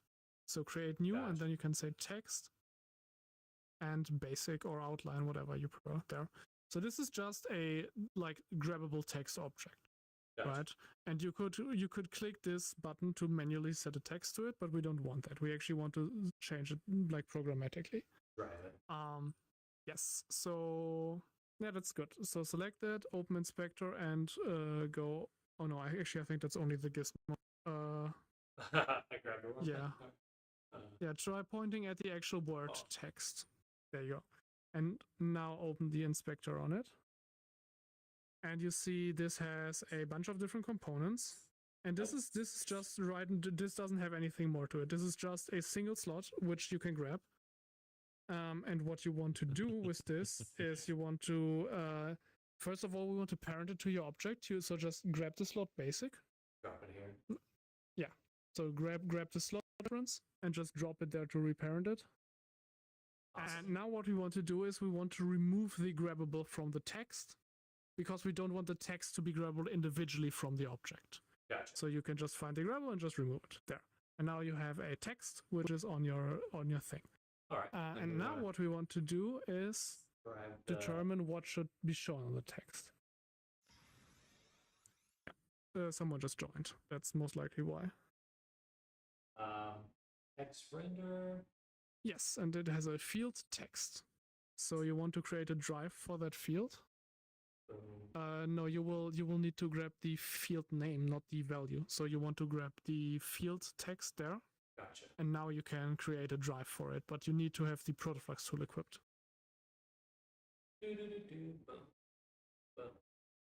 Yeah. You are in VR, by the way. The multi-tool is very handy. If you prefer it that way, then you can use it. But what I'm actually doing is I just spawn the tools individually, right? So I have an individual like dev tool and an individual protoflux tool, and you have these prisms on your arms. Yeah. These are tool shelves. So if you click on it with a tool, it places the tool on the tool shelf. And if you already have a different tool there, then you can actually click it with a different tool and you can like swap them instantly. That I definitely did not know. That is a little handier. No, this is very useful, and that's why I always prefer working with the individual small tools without the multi-tool handle, because this is actually much faster if you are in VR to switch. And if you are in desktop mode, you can just use the number keys, because the most important tools are just mapped to your number keys as like shortcuts. Gotcha. Well, now I'll keep this for the moment, but I do prefer that. I think that would definitely be a lot faster. Yeah. Just because the unequipping and stuff is odd. All right, so we can drag that out. We can drive this value. Yes. I want to And drive now this to here. But that's not going to work. And that is not going to work because this is an integer and this takes a string. So I want to go to, I believe I've done this one before with strings. You have to go to strings, to string. No, that's wrong. No, that's correct. Oh, no. To string. To string integer. That one. And once again, you could have just used any, and it would have overloaded when you try to plug in a value. Any what? But yeah. You could have used any of these, and then you just plug in the value. Oh, okay. And it automatically overloads to the correct type. That I really should. That's all right. Perfect. Yeah. Hey. There you go. And now you see the last row was 6.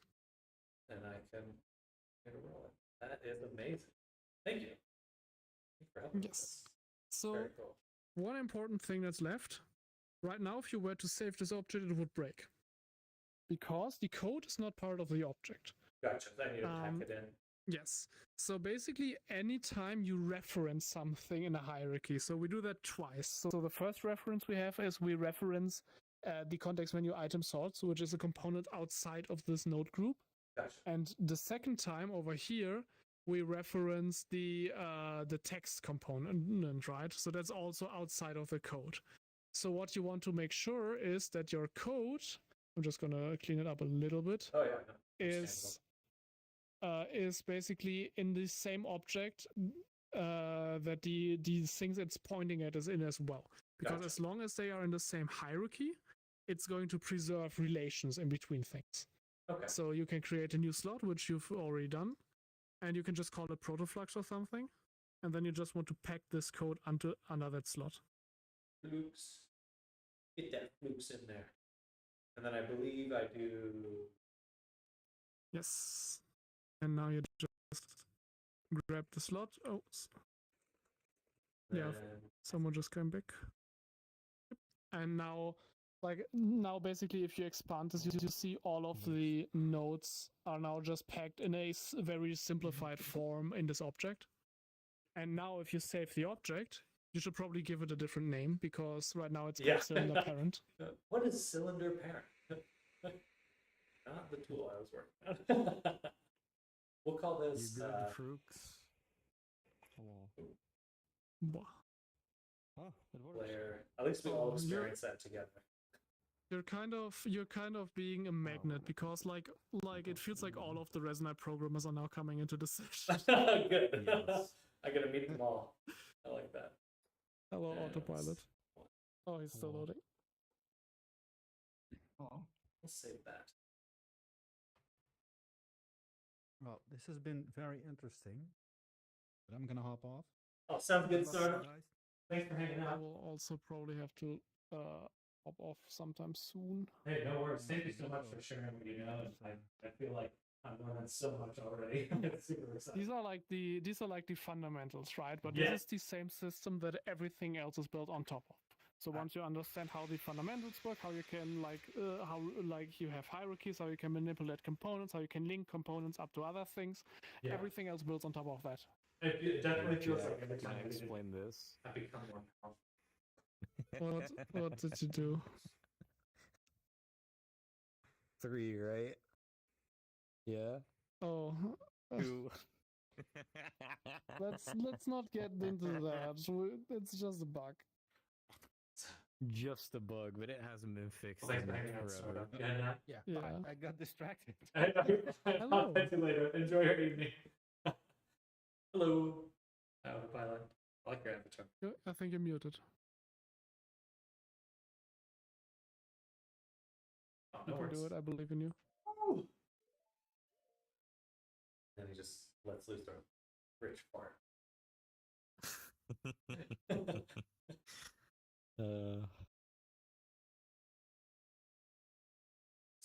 I have like half an hour more, Does but it I'm work gonna now? have to. Ah, yeah. Yes, but I'm gonna Yeah. quickly need to take some medication. Otherwise, I'm not gonna wake up tomorrow. Hey, no, definitely get some rest. We're working on making a dice roller right now.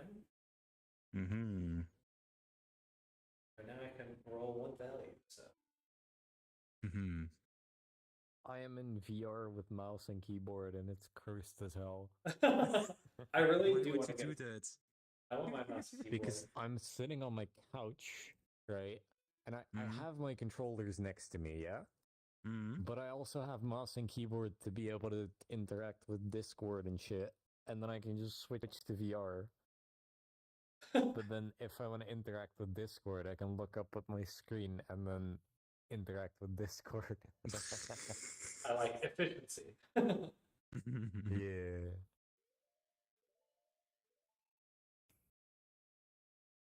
Just gonna center. Mm-hmm.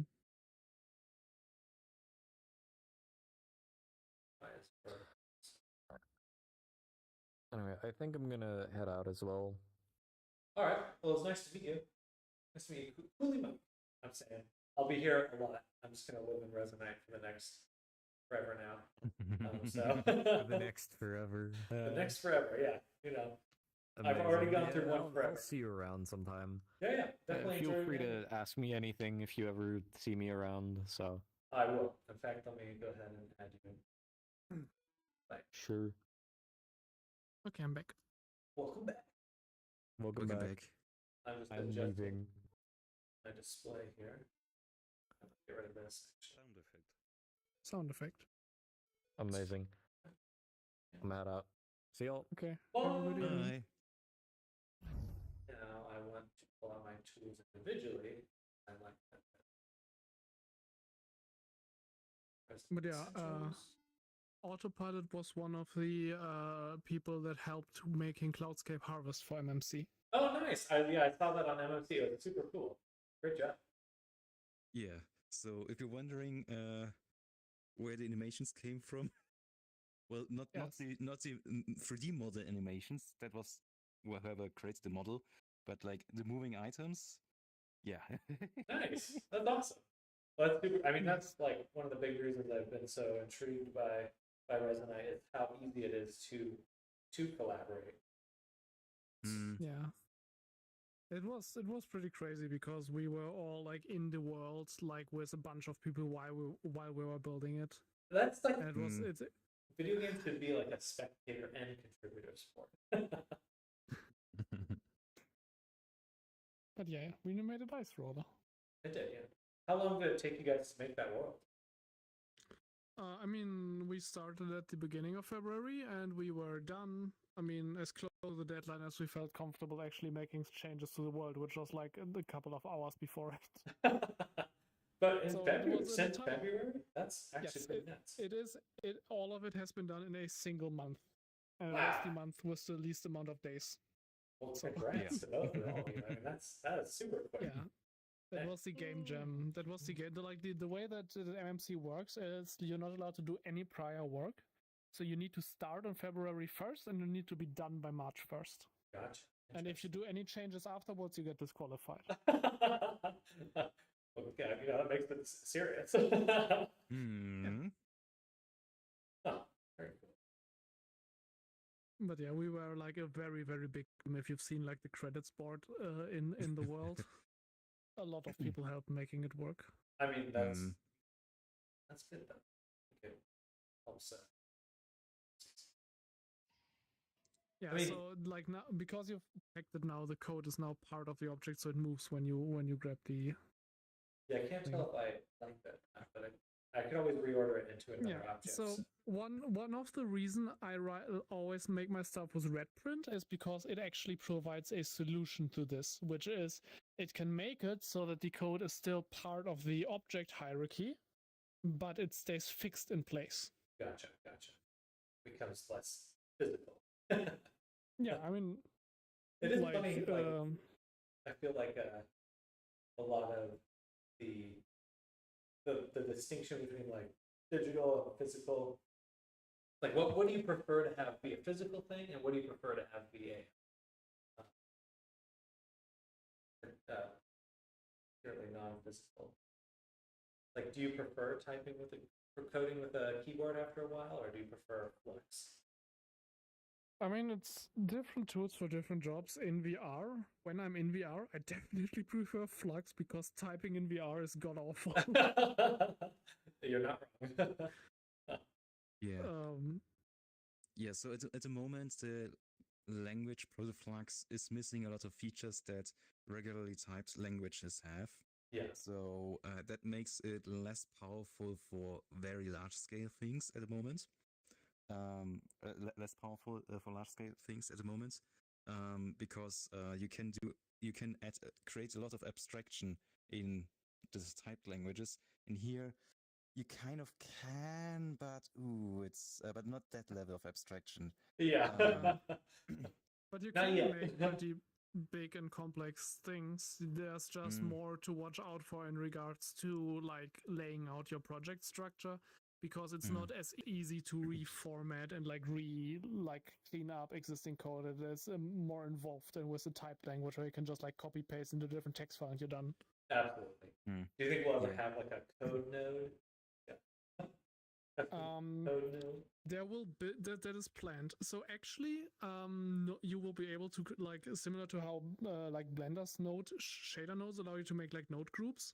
Okay. There's going to be a feature to create your own nested nodes for Protoflux, which you can say just like these are the inputs, these are the outputs, and you can pack that all into a single node, and that is already going to help a lot Oh yeah. in like reusability. I like that. Because from my understanding, it's also going to like deduplicate the code. So if you use it multiple times, it's not actually going to be a copy of the code every time. It's just going to link to the existing piece of code from all of the other ones. That makes sense. Yeah. Yeah. And technically, Protoflux already supports that.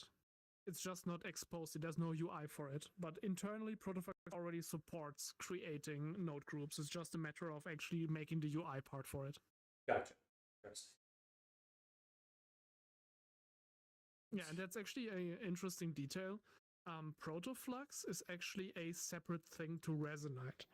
It exists in a separate DLL, and it is technically a completely standalone library.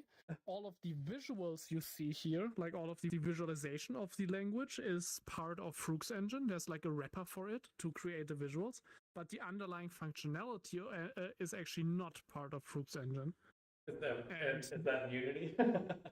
No, it's not. It's not No. Unity. No, it's a completely custom like execution environment that Froox just made for it. Gotcha. But what that means is that at some point in the future, you might be able to actually use Protoflux outside of Resonite as a programming language feature, like powering all sorts of different applications. That'd be so cool. It is modular. That Also, right now it is only used in Resonite because it is really only like they didn't like license it openly, so I don't think you're actually allowed to use it for other projects right now. gotcha. Well, I could totally So, I see that mean- taking off. Like the ability to come in and make stuff. I'm very interested because I know that someone has some sort of like medical branch of Resonite they're using, and I'd love to know more about how they're using that. I mean, I know Probable Prime was doing a bunch of like medical studies, and also he has like like volumetric scan of his brain that he brought into the Oh, game because that's Resonite cool. supports importing point clouds. That is super cool. So there are a bunch of applications for this outside of game development for like research topics and whatnot, Absolutely. and also for like something that I want to put more effort in, like the both of us, is actually the education scene, because there is a lot of potential in this just as a sort of communication platform for educators, right? So you could, for example, you could have like a professor in like a kind of interactive lecture hall, right? And you could have like students from all over the world standing next to them, and it's not just going to be watching a video stream, because they will also be able to actually interact with things. You can make like visualizations of mathematical concepts, for example. Exactly, square rooting. Yeah. -1 equals no, 100%. Like I mean, how much easier would 3D modeling be to learn if you could be in a world where you can pull apart 3D models and then like physics and stuff like that. And even with the limited functionality that we currently have right now, you can't do full-on sculpting yet, but you can you can already do some pretty cool stuff. For example, we have in the Resonite, if you open your inventory and you navigate, I'm just going to do this. There. So if we go to Resonite Essentials and to the Tools folder and then Brushes. So these are different types of brushes that you can use to create objects. So for example, there are a bunch of preset geometry line brushes. So I can grab this and I can... The rocks here, those were those convex the convex hull brushes, yes. And you can already, you can change your brush stroke. It supports like stroke weight and stuff like that. And you can customize these quite a bit. There is a bunch of new features as well. Like we have particle brushes now. I'm not sure if there's actually a preset for them. I want to make some like blood splatter brushes for the D&D stuff, like when people slice. Like that. Yeah, that looks kind of like blood, almost, maybe. Yeah, and you can of course also completely customize this fully. So the way that these brushes work is they can draw any type of material. So if we, for example, have any material, so I'm just going to grab the material tool and I'm just going to grab the ground material, right? Okay. So this is just the ground material. What I can do is I can dip the brush into this orb and now I'm painting with the ground material. It's that simple. Yeah, and just using brushes, people have already made amazing art worlds in here. I was seeing the MMC entry with the like ride, and there's like a big skeleton that was coming down. And I was that's the one that I was thinking about. Tales of a Mystic Cat. All of the stuff in there, I think, with the exception of the final image in the ride, but all of the actual drawings and stuff, they were all made with in-game brushes, right? So cool. So cool. And even like if you want to do more just planning out worlds, for example. Oh yeah, I think that is there. I'm just going to make a simple unlit material so it's a bit brighter. So what you can, for example, do is if you are planning a world, for example, like, hey, this is like a nice adventure mode world, but let's actually get a different perspective for it. So what you can do is I'm going to go to NoClip, and then you can enable scaling in the context menu. Have you done that already? I think so, yeah. NoClip and scale. I get real big. You can scale yourself, get really big, and now like suddenly the entire world kind of looks a bit like a little playset, right, or like a little model town. I tend to move too fast, though. Oh yeah, you want to not get too big. But the cool idea about this is like now you can like stand around with the people you're designing the world, and you're like, yeah, I like the idea of just adding a pathway that goes here, and maybe we can add like a little well here to the side of the path. Well, now that so you're literally just sketching it out, and then once you're done, you can just save it as an object, export to Blender, and get to work building it, right? Exactly. I think that the most exciting part is just knowing that I can bring it into another tool like immediately, and like refine it. I can build it with one thing. Oh, what's that? Just showing off being able to make nicer circles. Use the snap grid. Oops. How am I gonna do that? I think that's a custom tool. Yes. Also- So it's actually You go into shout. You're super quiet. Oh. because I'm small. There you go. Yeah. So now in shout. Yeah, so basically what I was showing off is a modification of that tool. Since they are just parts of the world, you can mod them. So cool. It looks so crisp. So yeah, so basically what I'm doing here with this one is I'm modifying the position where it's drawing on. So instead of just drawing at the tip of the tool, I'm drawing wherever my laser points to, and even that is modified with the circle mode I have here. Gotcha. And for the circle, is that a snap circle? No, it's completely custom. Okay. So basically, I do some math and I force the drawing position to be where the circle should be. Well, it's actually technically it's a sphere, but if you intersect it with a plane, you get a circle. So Gotcha. good enough for circles. Or Yes. or ellipse, but And I think you can get out of shot again. that's super cool. Thank you. Yeah. Oh, what was the So question? yeah, there's. No, that wasn't the question. I just told Autopilot not to be shouting so loud. No, you're fine. Yeah. Well, you were big and I was small, and actually your loudness scales with your size. Yeah. In fact, it scales with the size of the object. So if something has audio, if it's bigger, you hear it from a bigger distance. Makes sense if you are big and everything is big, that the relative distances should be equal. But it may be problematic if someone is very small and everyone else is big. Yeah, but it's also super funny because Yeah. It adds to it, It can Yeah, feel like a nice. yeah. I like that quality. So, yeah. But yeah, like just the in the beginning when we made Cloudscape Harvest, what we did was actually Nordwick, our project lead. He just made like a very simple terrain of what he wanted the island to kind of look like, and then we were doing exactly that. We were just standing around in a circle. We had a tiny little, almost like a little model of the world that we wanted to build in front of us, but using the actual assets we already had. And then we were just standing there and drawing in, and hey, maybe we can like make some fences here, and then we can add water there. But how's water gonna get there? And then there's if we add a mountain here, then we can make like a little aqueduct where the water goes through. So we were actually just planning it out in 3D while we were all standing there and talking about it, and everyone could bring their ideas in and stuff. This is kind of what I was trying to do with these blocks here, the little simple blocks here. With just setting up one of the snappers, it's super easy to go in and make changes and stuff, and then build out a building. But I like using these because then I know it matches D&D stuff. Yeah. You've seen the Cloud Home, right? Yes.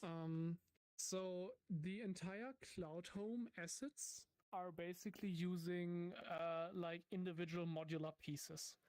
And they are all in the Resonite Essentials folder under assets, and then the Dawn modular set. Wait, I'm just gonna. I've used it, again. made a few of those. One of my very first little test worlds, I was throwing that stuff Yes. What I wanted to show you, because that might be something that interests you. If we go into assets and then the Dawn modular set, and then we have building modules, right? So we have, for example, a floor module. So I'm just going to grab this is a bit big, right? So I'm just going to make this a bit smaller.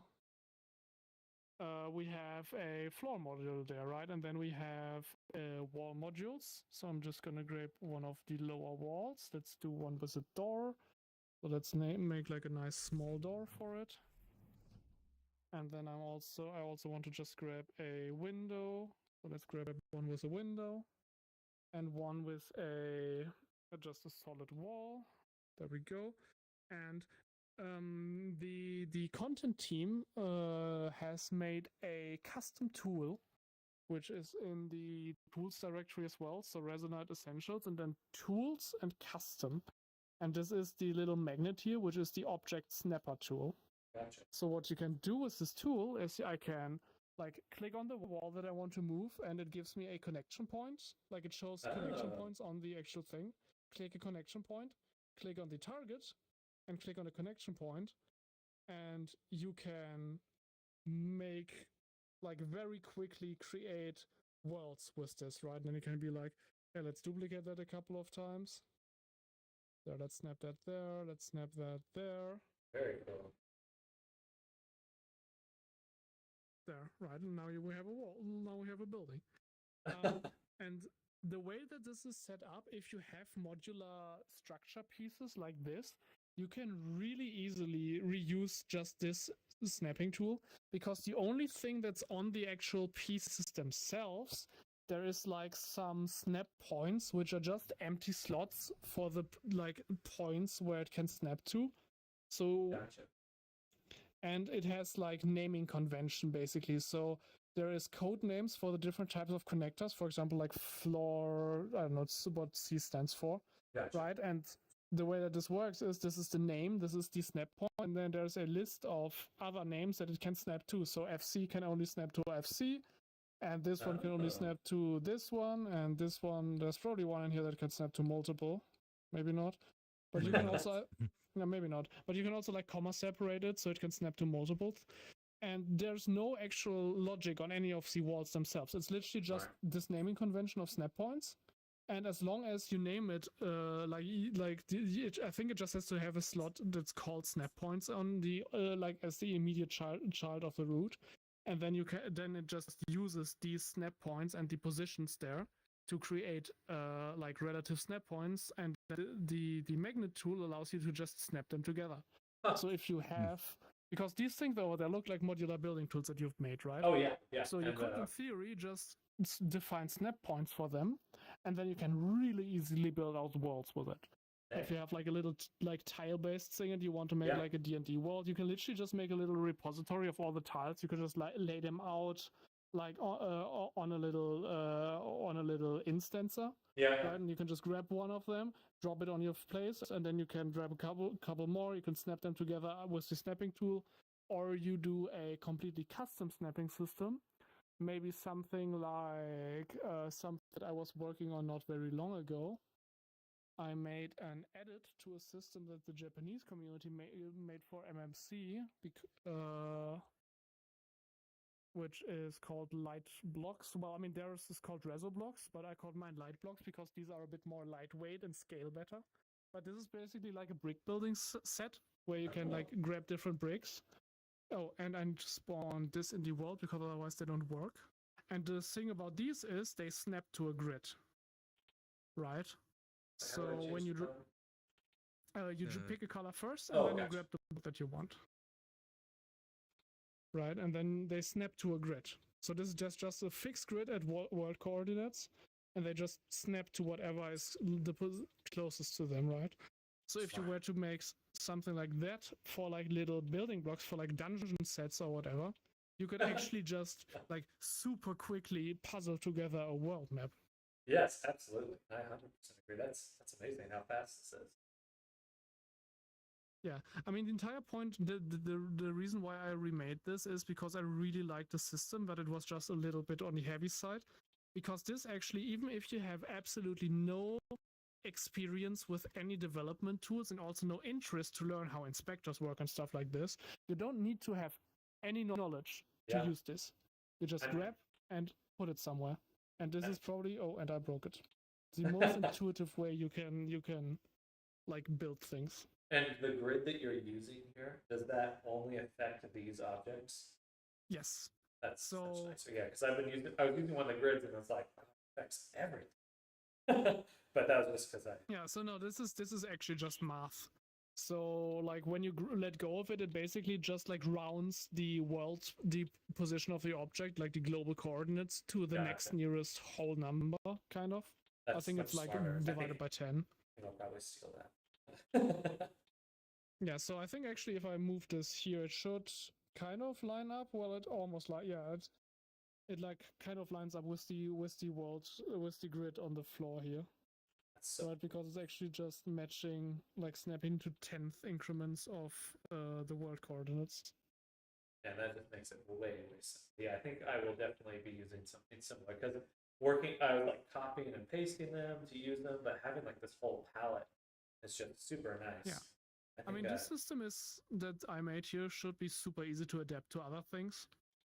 I'd love to have just a little Yeah, tile this palette also dragging them out this while also you go. comes with a tool that I made. This is also a custom tool using like a raw data tooltip, among other things.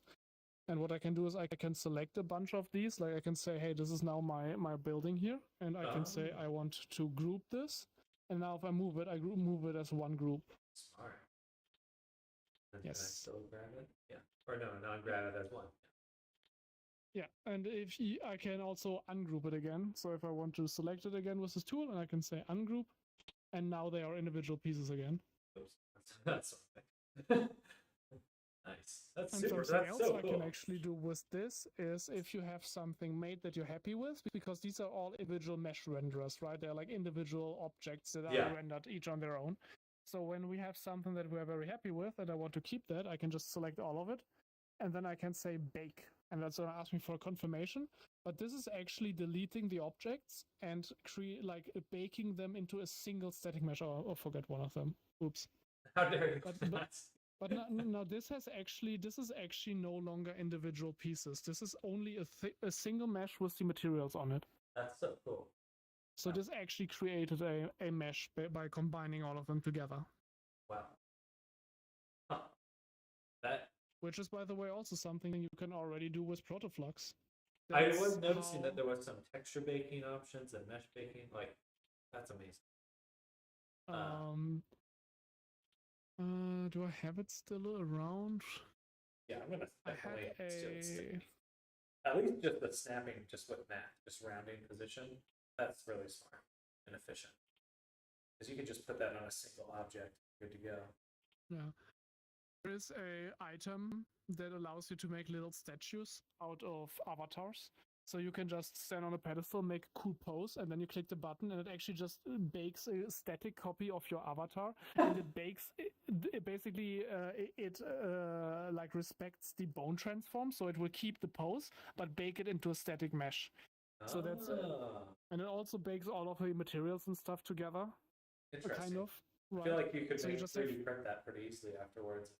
Yes, a lot of people have done it, but you could a lot of people also make it like little just figurines of themselves, of their avatar, and put it like on a shelf or something, or like on the shelf of their friends. Oh man, I should because do that. Those are actually things that you can kind of even give out, because it will bake all, like it will remove all bones, it will bake it all into a single static mesh, and it's not undoable. Yeah. And it also bakes all the blend shapes and stuff in, so there's no customizability. So you it's kind of, you can do it to an avatar, right? And then you can feel free to just give it out to other people, because they can't really reconstruct the actual avatar out of it. Gotcha. A little more, yeah, that makes sense. Like, it'd be, unless you're really determined and know what you're doing, but at that point, why are you? I mean, at that point, like... you're just going out of your way to make sure you have that, but I know what you mean. At that point, if someone goes into that much effort, I would almost say, yeah, you can have it. Yeah, exactly. You already spent that much time.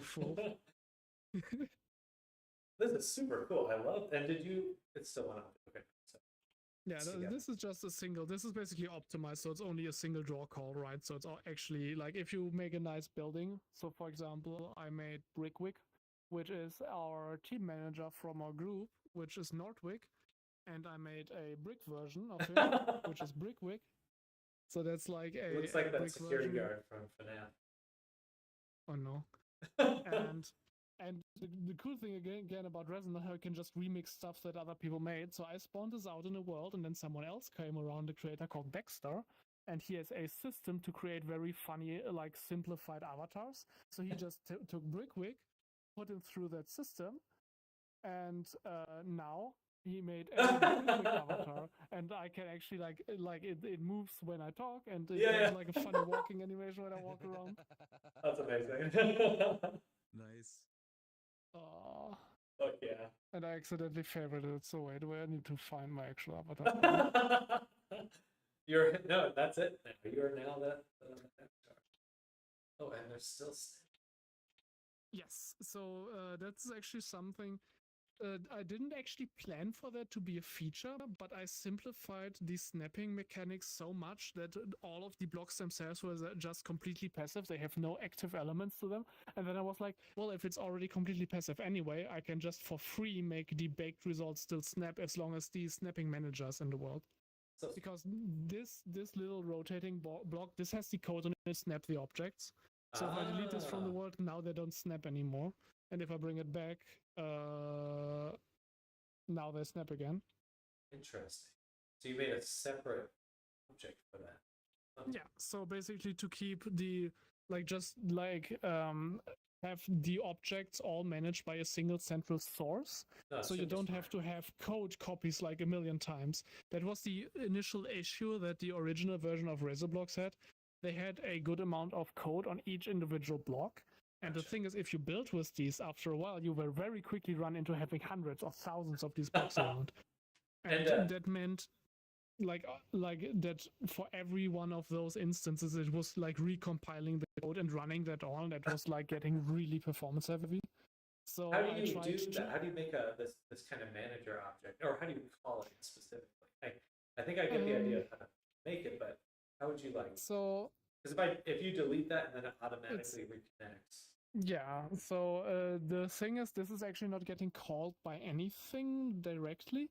What it's doing is that this is actually detecting you when you release objects, and it is checking if that object's tag is the tag that it should look for and snap to a grid, and only Gotcha. then it will actually do the like animation and stuff. So this is more of a complex system because I actually it looks simple, but there's a bunch of stuff that kind of go into it. Oh, absolutely. But it makes sense. So But every time on release, there it's checking. are ways you can very easily make a like manager kind of thing that you can just reach from everywhere in the world, and that you can do that by doing dynamic variables. Okay. And if you want, so I think Autopilot can explain you a bit about that, but I have to actually go to sleep now. No, they're totally fine. Yeah. I don't think I think it'll go over my head at the moment, but I was just kind of curious. Yeah. But thank you so much, I mean, Jack. we went through a lot of stuff, and we Oh, also absolutely. completely cluttered up your world with a lot of things. No, I love it. Um, It honestly like makes it feel so lived. Yeah. Like all of these things, like most of the things I spawned are in my public folder. Okay. So you can just go into my public folder. For example, the light blocks are in the edit subcategory because it's an edit of something someone else made that I made. Gotcha. Okay. So that's where you can find a bunch of stuff and maybe look into it. But there's also a bunch of old things in here still. I really need to clean this up. Still so cool. Yeah, it makes. Yeah, I so really it's- want to emulate your system here for things. Yeah, I mean, it would be super simple to like adapt it to basically what you're doing. I think so. It sounds. I get the general idea. I'm sure there's a lot of things you could add to something like this, but just for what I'm looking to do, just having a little bare bones template. So it's just been a while since I've ever touched anything resembling Legos, and it's quite satisfying.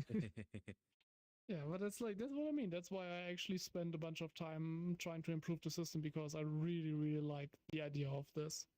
No, yeah. And it's not Lego. It's legally distinct. Yeah, that's true. You're right. now. Get out of here, If you Disney. look at the knobs, there's no. Yeah, no sign that it's there's no Lego. branding on it. It's not Lego. These nubs are clean. In German, we call them Klemmbausteine. That's what Legos are called? No, Nah. Legos are called Legos, but Klemmbausteine is the word for like building bricks that you can like stick together. Okay. So that's like the more generalized term. So if you want to be legally distinct and not get in trouble with Lego, you don't call them Lego, you call them Klemmbausteine. Well, fuck Yeah, German is a very fun language because we have words for absolutely everything. I learned a little bit. All I can say is, wir machen eine Reise durch Deutschland. Nice. Well, thank you again, Jack. This has been super, super helpful, and I Yeah. hope not to bend your ear too much in moving forward. But I'm sure I'll have No, some don't worry. questions. You can. So the one last thing I am a community volunteer, right? So, Yeah. I mean, in general, like everyone can help you out. Like most people will, but like everyone that has like a green light bulb badge above their name, those are Gotcha. like mentors, right? So if you want to, like if you want to find someone that can answer a question for you, what you can do is you can just go into public worlds and look for people that have the light bulb badge, because those are basically designated people that you are allowed, like not just allowed to, but also encouraged to pester with your questions. Okay, perfect. Well, good, because you'll definitely get tested. Yeah, and even if you don't see any mentor around, there's many helpful people. I Yeah, like to just help ask. people. I just never bothered to look into You should details of actually mentoring yet. apply. They I actually should, yeah. reopened applications like 2 days ago. Yeah. Well, hopefully I'll be at the point where I can teach some of this stuff. I'm certainly interested in making my community learn a lot of this as well, because Mm. I want to do big things. Yes. Well, thank you again. Thank you. I don't mean to keep you up. Yeah, but don't worry. You have a nice rest of your day. If you need I any will. more, like, we will most definitely see each other again. I'm looking forward to it. Looking forward to it.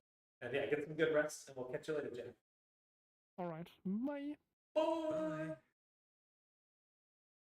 Well, I guess I can Yeah. continue working on my dice roller in the meantime. Oh, dicey boy. You're welcome to hang out. I'm just going to be chilling over here for right now. Mm. Mm. Gonna see if I can put the image. I got an hour and a half. And I'll be, I am streaming, so I'll be talking to random people. If you're wondering why. Ah, I see. Just talking to the void. Mm. So, Electro. have you actually used the camera streaming menu yet? I have a little bit. I mostly just use my first person perspective, just because it kind of clutters up my view after a while. So that is very useful.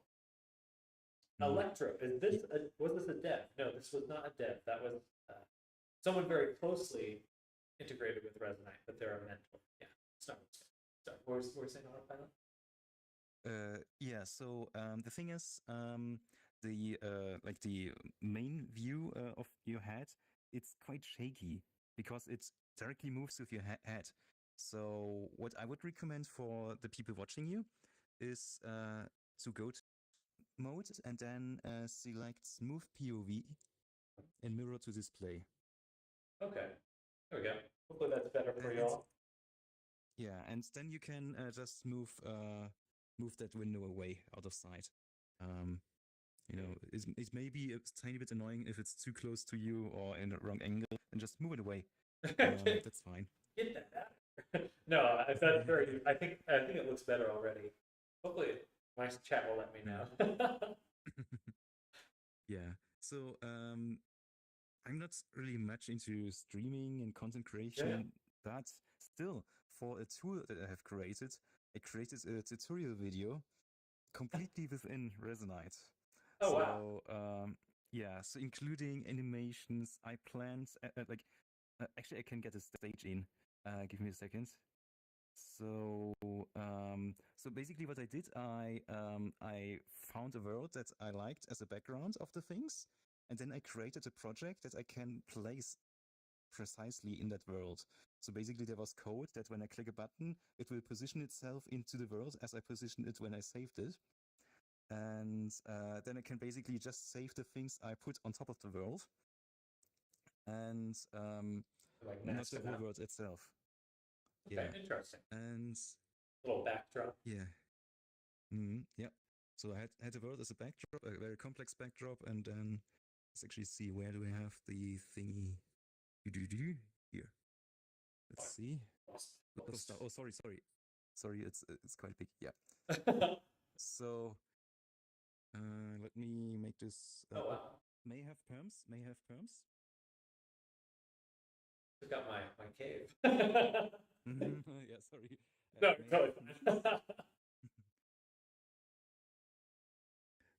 may have builder permissions. Oh, so yeah, you yeah. can move this stuff around.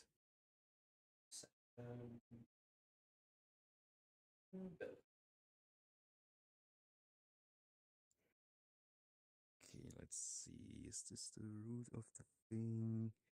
Yes, it is. So I can move it around a bit. Yeah, so basically I had like a world that was like an island, with some like with a nice beach and everything.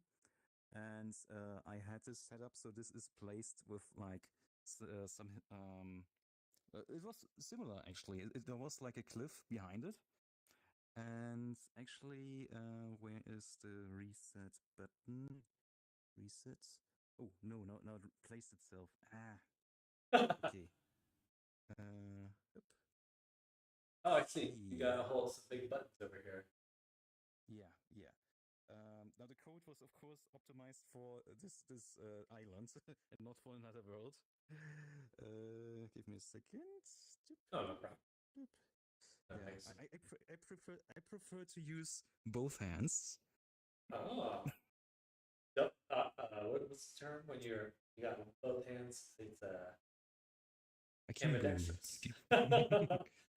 Powerful ambidextrous. Mhm. Yeah, so also very nice. But you're already using the tool shelves. But I really like to switch my tools like that. Yeah, Um, I just Jack was showing me that. That's so handy. I mm, love. I was using the Yeah. big multi-tool for a while, but that just got so unwieldy. Yeah. So I personally I don't like multi-tools because they force you to use those set of tools and you can't mix and match. Yeah. For example, I personally love red print, and imagine I wanted to use a multi-tool. Well, red print is used quite commonly, so there are some multi-tools with a red print tip in there. But if Yukilops updates his tool, yeah, I'm not receiving it soon, because it's kind of hard coded in those multi-tools.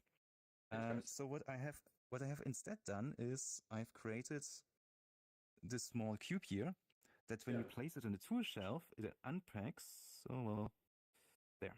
It unpacks the tools that are inside it. So this way I can, if there's a new version of a tool out, I can just put it on there, replace the tool, and then I can pack it again, and then I can save this. And then Smart. whenever I go into a world, I just need to place one thing, and I don't have to search all my tools. Yeah, that's really. Huh. I'll probably have to do that with a lot of these things I'm making for myself, like the DM tools. Just need a nice way to grab everything. But it's amazing that you can even do that. Man, Yeah. it's so much better.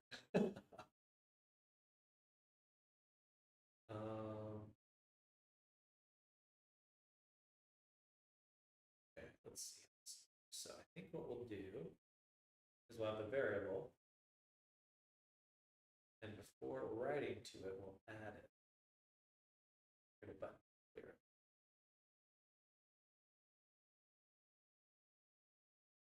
So take Oh, oh, that's a variable. broken one. Ah, okay. Yeah. Okay, forget it. Yeah. Oh, for your plane. Yeah, I actually spawned a broken version out, where I accidentally saved it with the red print scaled 000. So the code was yeah, it was so small you couldn't see it, you couldn't touch it, and that wasn't really recoverable because all the nodes were at 000 in there. Collapse. Yeah, They're in the black yeah, hole now. luckily no black hole. But yeah, so I had this set with, I actually had text that was only visible from one side. And since the camera was behind it, I could basically look at the camera and read the text. So like a teleprompter, but simpler. Okay. And That's smart. yeah, and there was like predefined camera anchors already. So when you're doing streaming and you want to show people stuff and you prepared it in advance, you can set up a camera anchor. Those are not visible, but you can point and click at them, and then the camera goes in there to this position. That'd be super nice because I don't know if you saw inside this cavern, we have like a little scene set up, and definitely for D&D, that's what I'd want to do: be able to drop some cameras into different spots because, yeah, it gets a little tricky just dealing with the standard camera after a while. Yeah, so you can define those camera anchors, and including like how far zoomed in should they be, You can even like they are just parts of the world. So if you want, you can also play around with them and put them on moving objects and stuff. Okay. Huh. So depending on what kind of stuff you want to show, can be quite useful. Absolutely. So yeah, then so I had my script prepared.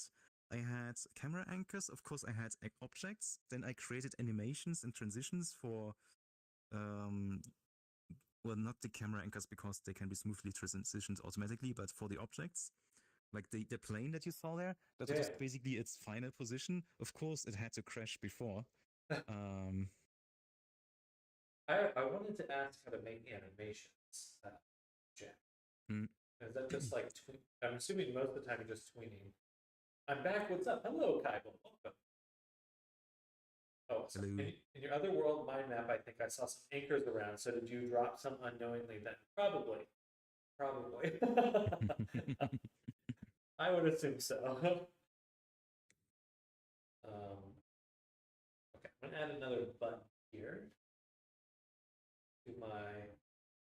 So if I have my context menu, submenu, I don't need that yet. I want another button. This. So duplicate that and this. I can change this label to clear. And then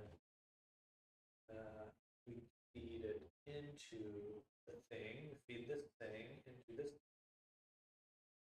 like that. So now I should have two buttons, clear and dice, which I do. Mm. This one. This one. Here.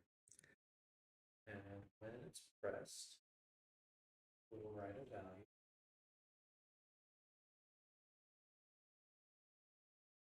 Weird, I never tell which one, I don't have that intuition for which one it's gonna change. So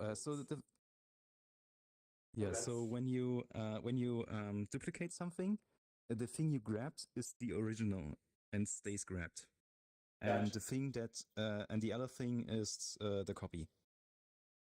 The copy.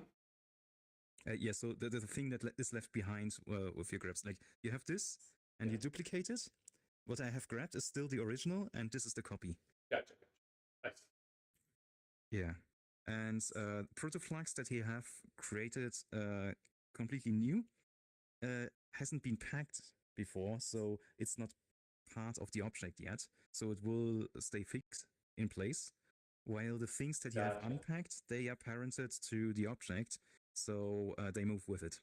Okay, that makes sense.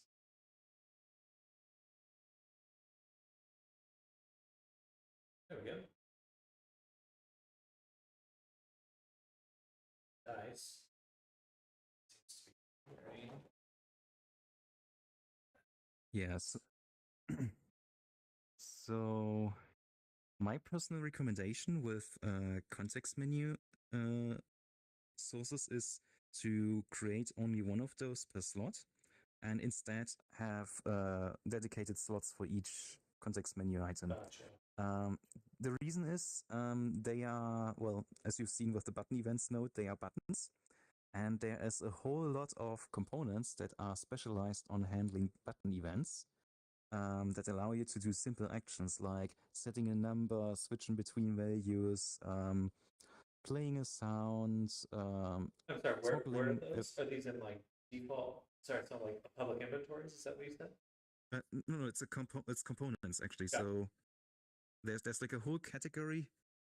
If you have time, look at your own button interactions. Gotcha. So they basically just need to be inside the same slot as a button or something that acts like a button, like a context menu. And they do a bunch of stuff. So you can destroy things. You can set a value immediately. Now, in this case, since you have the value as a variable in protoflux, it may not be too useful to use the button value set here. But if you were writing to something that's exposed somewhere in a component, then it's much easier to use just button value set instead of using protoflux and then going back to that component. Gotcha.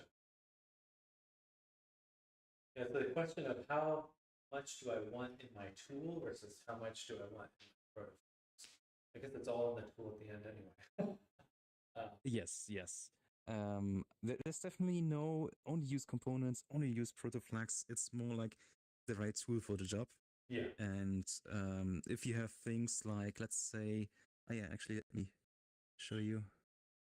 So, for example, imagine you have a tool where you can open something. Oh, very cool. Yeah, this is actually no protoflux to do this animation and anything. So the button itself, it just toggles a boolean that can be true or false. Gotcha. So is the menu shown? Well, at the moment it's false. Now it's yes. Now it's false. Yeah. So there's actually only a single component on that button. Next to the button, there is a button toggle. So that toggles a boolean between true and false. Gotcha. And then there is other components in the visuals of that menu that's dependent on that boolean value will either unfold or collapse the menu. Gotcha. Okay. This is what this is missing on so many menus right here. I want the slider back. I want the slider on this. Give it to me. Yeah. So the thing is, there's minor issues with UX regarding fast scrolling. Gotcha. So I think that needs to be fixed first before we have sliders everywhere, because otherwise you see that very often when you do. Like it's only a minor issue, but it will be much more noticeable when you have the chance to observe it. Yeah. Yeah. Also, what this has is like this grab instance, like with the Legos. Oh, it's not sorry. getting clear.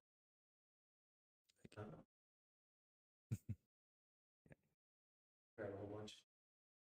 Wait, how are you selecting that each time? Or? No, this is actually just grabbing to instance, and yeah, those are actually not actual protoflux nodes. They look like them, but they don't exist like that. This is hacky. This is very hacky what I'm doing there. I mean, it works well. Like professional drivers only. Do not attempt or something like that.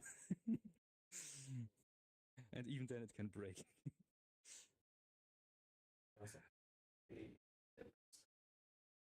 So clear. Still not clearing my values. This button, when it's pressed, should set it to 0. And This. Let's see. it's not getting called. Okay, let's look at this. Yeah, okay. Yeah, I just clicked this. I triggered the write. So the write itself is working. It's the button itself. So what you can... Okay, actually, this here, that's not an existing component. I can kind of see that, because when you grab it from here, you have a context menu item source, but there's nothing. Yeah. Okay. So it should be this one here. But maybe I have to clear it first and then drag it. Well, then it's more obvious to see that it did something. Oh, there we go. Yeah, first you need to roll the dice and then clear. Oh, it's working. Yeah. Nice. Cool. There we go. My brain is so huge now. Now, what I'd love to do is just organize this a little bit better. Is that where you'd recommend the getting the red? I forget what it's called. The other display, or is there something similar that I could just snap these to while I'm working? So there is recently they added a customized default tool. What was it again? There. So they where is it? Here. So recently they added custom protoflux tip that offers snapping the protoflux. Oh, so this is it. Oh, it is a snap, but it just seems to snap to the world. Oh wait, what's that? Okay, so that's. Well, I'd have okay, to say so it's gotcha. These are different. Yeah. So you don't have to save it. It's an Resonate Essentials tools, but custom, where the Gotcha. magnet thingy is as well. Oh yeah, that's what it is. Yeah. So so it's definitely an upgrade to the default tool, but compared to Red Print, it doesn't allow you to move the object around while keeping them the nodes fixed. It definitely, the red tool I was a lot impressed with just right off the bat. But I think this will work for what I'm doing. I'm kind of afraid to use the other one right now, just because like I feel like I'll mess it. Which may not be the case. Well, not necessarily mess it up, but it's always good to start with the basics and then improve on that. So I personally can't really live without the red prints or similar tools because I'm doing a bunch of stuff that depends on the code being in the right hierarchy. So the code you have there, it's directly is linked to a button, and it is directly linked to variables, directly drives the text. There's like more or less hard-coded references to those objects or values. Because of that, it's not really dependent on where it is. It could be anywhere. It could be part of the world, part of the object, part of you. It doesn't matter. It will work. Of course, if it's not part of the object and you duplicate the object, then you broke things because the references are completely hard-coded and only for the original object. If it's part of the object... I thought if I duplicate the parent object, doesn't it keep all the references? Or maintain references in the duplicate? So when the code is part of the object, the everything that has been duplicated will be switched to the new one. Okay. So if you duplicate an object completely, it just works. Yeah. But if you duplicate like the object, but not the code because the code is outside for some reason. Gotcha. Then things break. That makes sense. Okay. Yeah, I was unsure about that, but that makes sense. Yeah. All right, we're gonna make a bunch of buttons.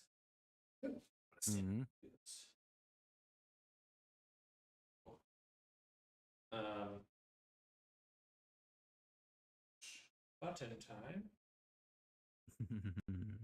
is actually a D.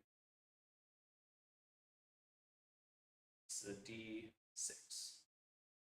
I want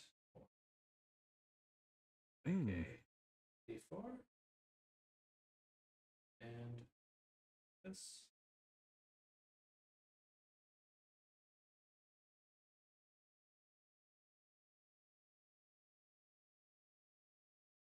If I made this into a function. You would like to have a function, right?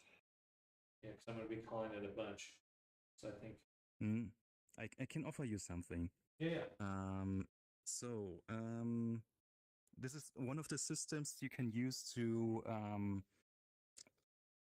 put code outside or unify it or put it in a central place. We won't use it for that use case now, but it's also possible to do with that. So we don't have proper functions. Actually, I don't know how much programming did you do I have like outside? An intermediary, so I understand what you say. But good. Okay. So we don't have proper functions yet, but we have something where we can send messages into the word hierarchy. Okay. And we can selectively receive those messages. And if you just target an area where there's only a single receiver for that, that's already like a procedure that you're calling. And we can even, with this message that we are sending, we can add a single value as a payload. Okay.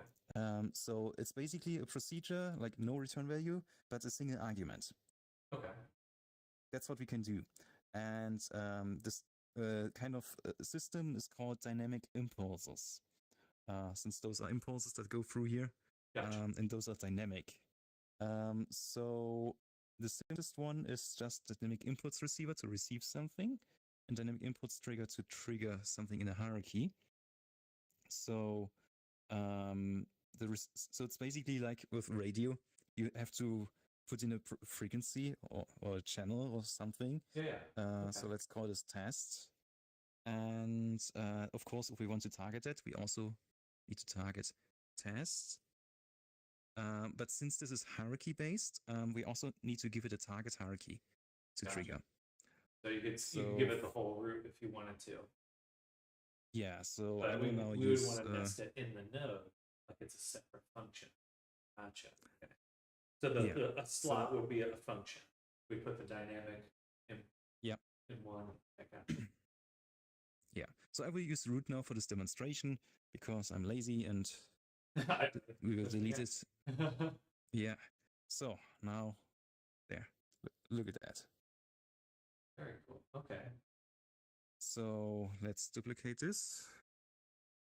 And so it's not the same as a function because now you get it's received 2 times. Yeah.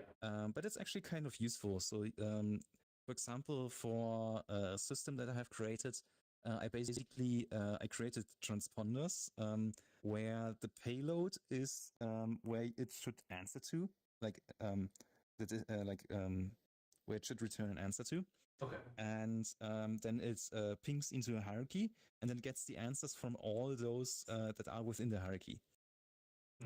And then I know what's in there. You can be very creative with this stuff, but for now, I actually just want to use them to make a dice function here. Because the dice, they all have equal probabilities. There's like no fancy math going on. Yeah. It's just one of the sides that you want. And so basically we do dynamic inputs receiver with data here. So that's the one payload. And so since you already did programming, you're kind of familiar with the difference between value and object? I believe so. Value is like a discrete value float int. Yep. Yeah. And Okay. No, go ahead. Yeah. And objects are the more complex things that are created extra memory for, so they can be stored somewhere, and you just have a reference to it and whatever. Okay. Yeah. So, but we don't really care for that, how it's implemented internally. But this is the background why we have the difference. Gotcha. So all the primitive values are a value, and objects, usually things with some kind of state, they are objects. So here we just need a value with integer. So this is our receiver. So now you can give it. Sorry. Yeah, I guess we'll fine. put it right there. That's the one we're using right here. We're calling it here. Okay, yeah. So now we can take a look if that works. And as you can see, it's not working. That's because we're using the wrong Delio. Yeah. So they look this. Oh, receiver and trigger. Wow, just like trying to read that at first. I'm like, God, I can't tell. I guess this would be the one. Yeah, you have to point not at another node. So this goes here now. We can delete this guy. Drop these in here, and then also do our value, which in this case we will say is say a d6. We'll just keep it exact, even though random range will be values. So you do that, then this one.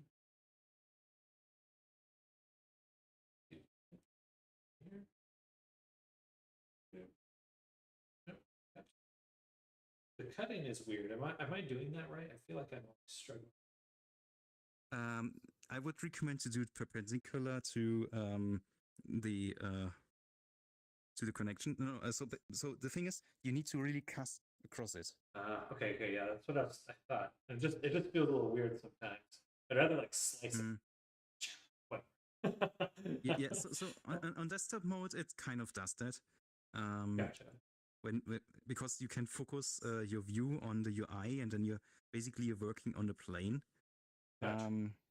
And then it just automatically slices the proper way. Slice them and dice.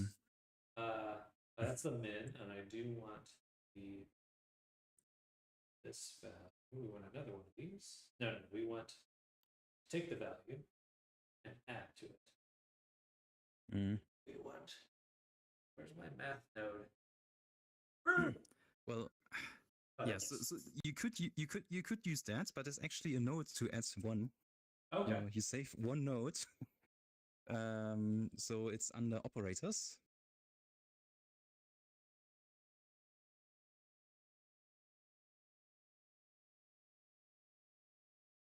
And then it's down value inc. Value inc. Okay. And then you go to settings. Well, the thing is, if you could, if you grab the wrong one, you can actually just connect the proper input, and it changes its type automatically. Okay. So if I choose like this one here, which is not the right one, and I connected this here, bloop, comes the integer one. Get out of here, vector 3, or whatever that was. Yeah. 3. Okay, perfect. So then I'll take this value, feed it into the range, and then we'll want to write to it. This guy. Duplicate.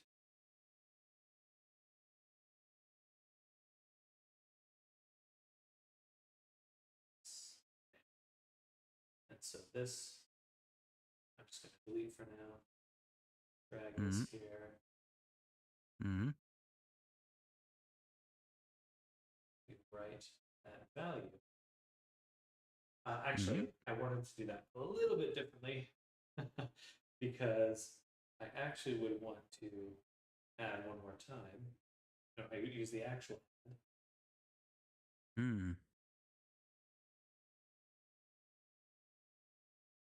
So we can add, as we add more dice, we can this guy, duplicate you. Oh, yeah. If you duplicate this, that is actually not the same value anymore. Oh, okay. So you want to so this. Yeah, and I think you just broke all references to it because you broke the original. The thing you're grabbing is the original. All right, we'll use this one then. Oopsies, I will make a new one. That goes there. And I can rename this to something proper, yeah. X. Or D. I was gonna call it DX. Nice. And we had that, and then this is what we write to the same variable.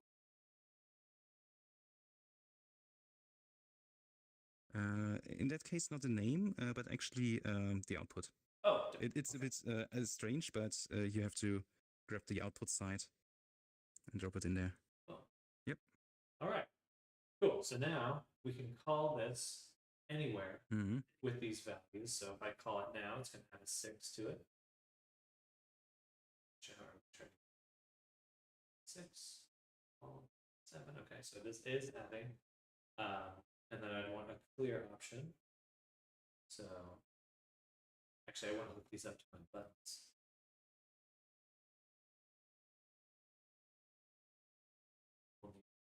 Buttons.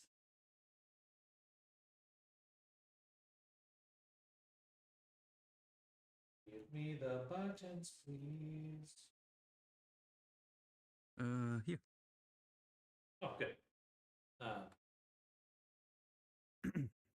Yeah, so now the fun parts. Remember the long list of useful components for buttons? Yes. Oh, yeah. So you don't need any button events node for that, because buttons can directly trigger dynamic impulses. Oh, perfect. Okay. So I have my button here, and I want my interaction. Common UI. Um, Yeah, it's a bit wild where the UI stuff is. It's like spread around a lot. It's like it's the seems to be very hit. A dynamic impulse trigger. I'm gonna guess it's that. I'm gonna guess it's that. So there's again, like with the other thing we tested at first, there's Yeah. one without payload, and there's the two variants with payload. Gotcha. With value. And oh, this one's a. I always Yeah, forget- well, you need to know what you want there. The reason probably something was forgotten there.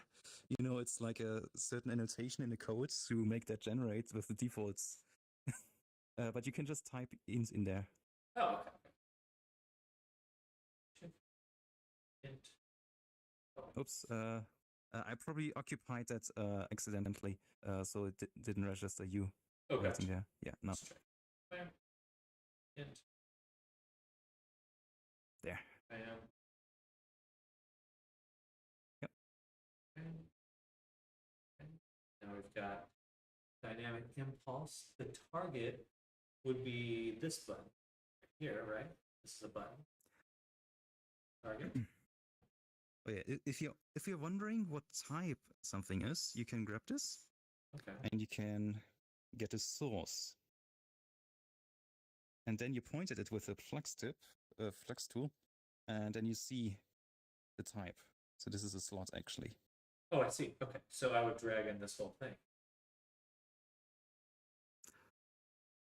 So with this component, the target is actually where the input goes to. Gotcha. So it's basically the same as this input here.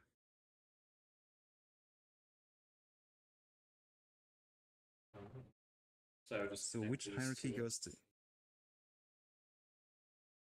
It'd be Hmm. this hierarchy. Yep. Oh, no. I have to grab it, click it. No, just did that. Oh, You I can have the put it dev directly tool. in there. Oh, yeah, actually, you don't need it in Protoflux. I just drag and drop the So- whole thing. Yep. In here. Yeah. Oh, I see. So, Gotcha. so I'm not. this is the sender. This is the sender. Yeah, I have to remember that this is its own thing. Gotcha. Okay. Yeah. Hello, JW. Welcome. Hello. Am I facing this way? Say hi, people. Okay, so pressed. When it's pressed, pressing. Okay, cool. So we want to give it a tag, which would be the same as a test. Yeah. And then a value of 6. Well, it's a D4 button. Oh yeah, the D4.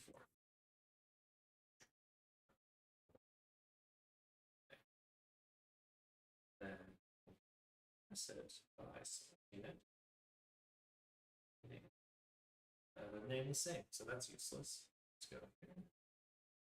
They are named the same. D4.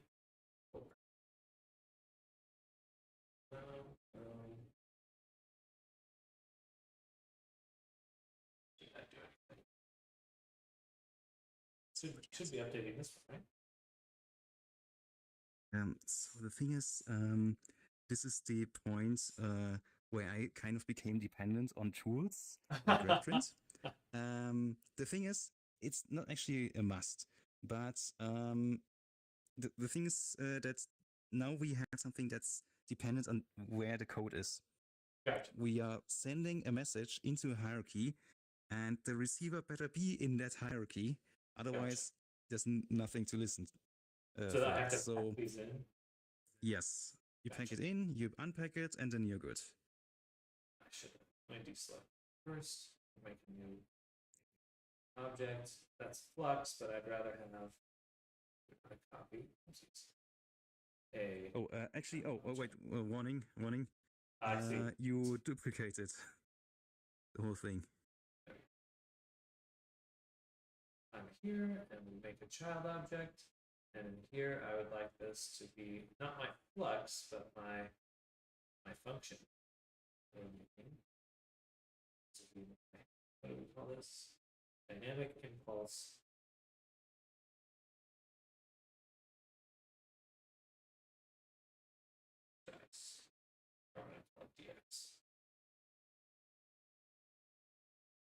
impulse x, and then I select this, then I select this, boom, and I pack into it, and then I just unpack it. Yep. Okay. And then I have to deselect here. Okay. Cool. So now when I call it, it will send out the dynamic impulse to bits hierarchy, looking for a test, giving it, passing it a value. Mm-hmm. Okay, this one. So I would need a different input for each dice. Yeah, but that would be part of the button then. So this is not necessary except for testing. You're right. Right. So we switched it over to the button. Okay. Perfect. This button right here.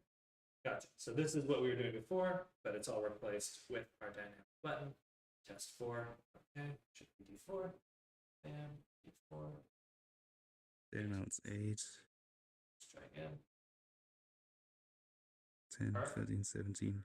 And then that's perfect. Okay. So I can go ahead and delete this. Mm-hmm.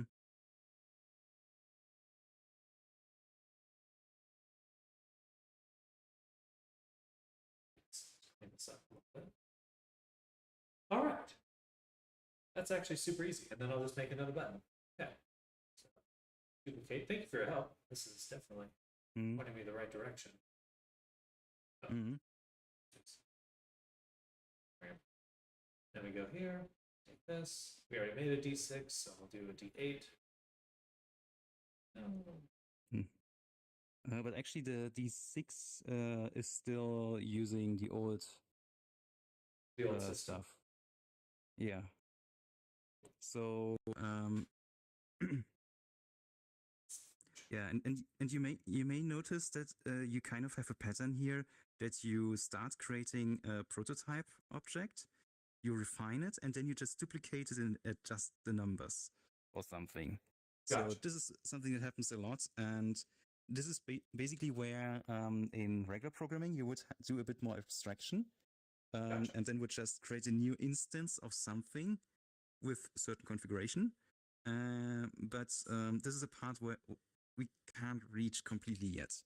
We are getting there, actually. We are getting there with data feeds that have been recently introduced. You can generate objects based right. on some data source. So we are getting there, but we're not there yet. Well, that's good to know, though. I mean, like, for it to be on the way. Don't delete this. Don't delete this. You want to reuse it.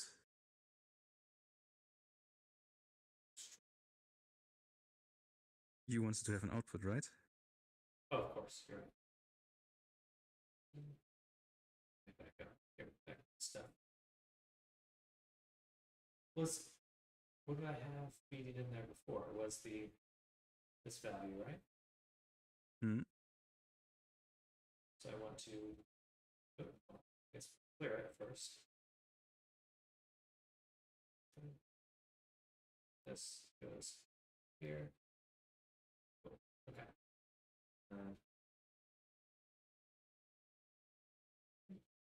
Forward. I could delete this display if I wanted to, but I'm lazy. And it's actually, if you have important values in your code, especially if they are some kind of state, it's actually not bad to have this play out. That's actually kind of the nice part about Protoflux. That's true. Because you have it's running live. You have live debugging. It's blessing and curse together. Because you can't really stop it. Yeah. You can't really step through it. But you see things live, and you can just drag it out, display out, and you have another live value you can look at, and another one, and another one. You can just put a trigger here and see, does this one work actually? So that's awesome. Actually, yeah.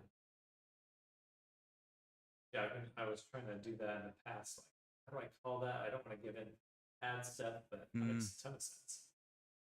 Yeah.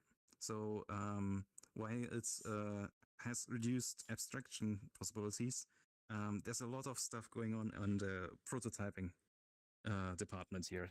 You can do so much stuff quickly and even messily, but you can do it very quickly, and you can Oh. iterate through it, and you see it changes live, and it's quite a lot of fun if you're prototyping stuff with it. Oh yeah, I'm already have like compared to the headache, everything that I've learned now. It's like, oh, when I come back to this, I'll be like that much further down the road.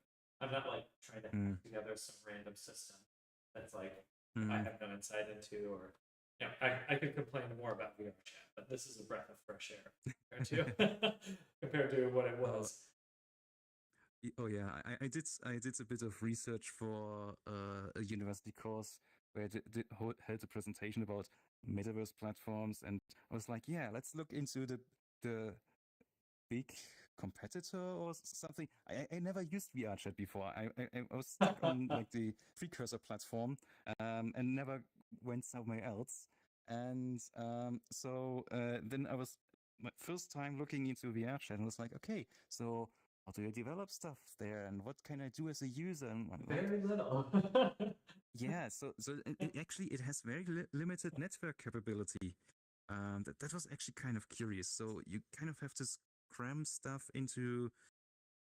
I forgot what it was, but it's almost like It's all messages without payload. It's oh no, like, ugh. it's so much worse than people read.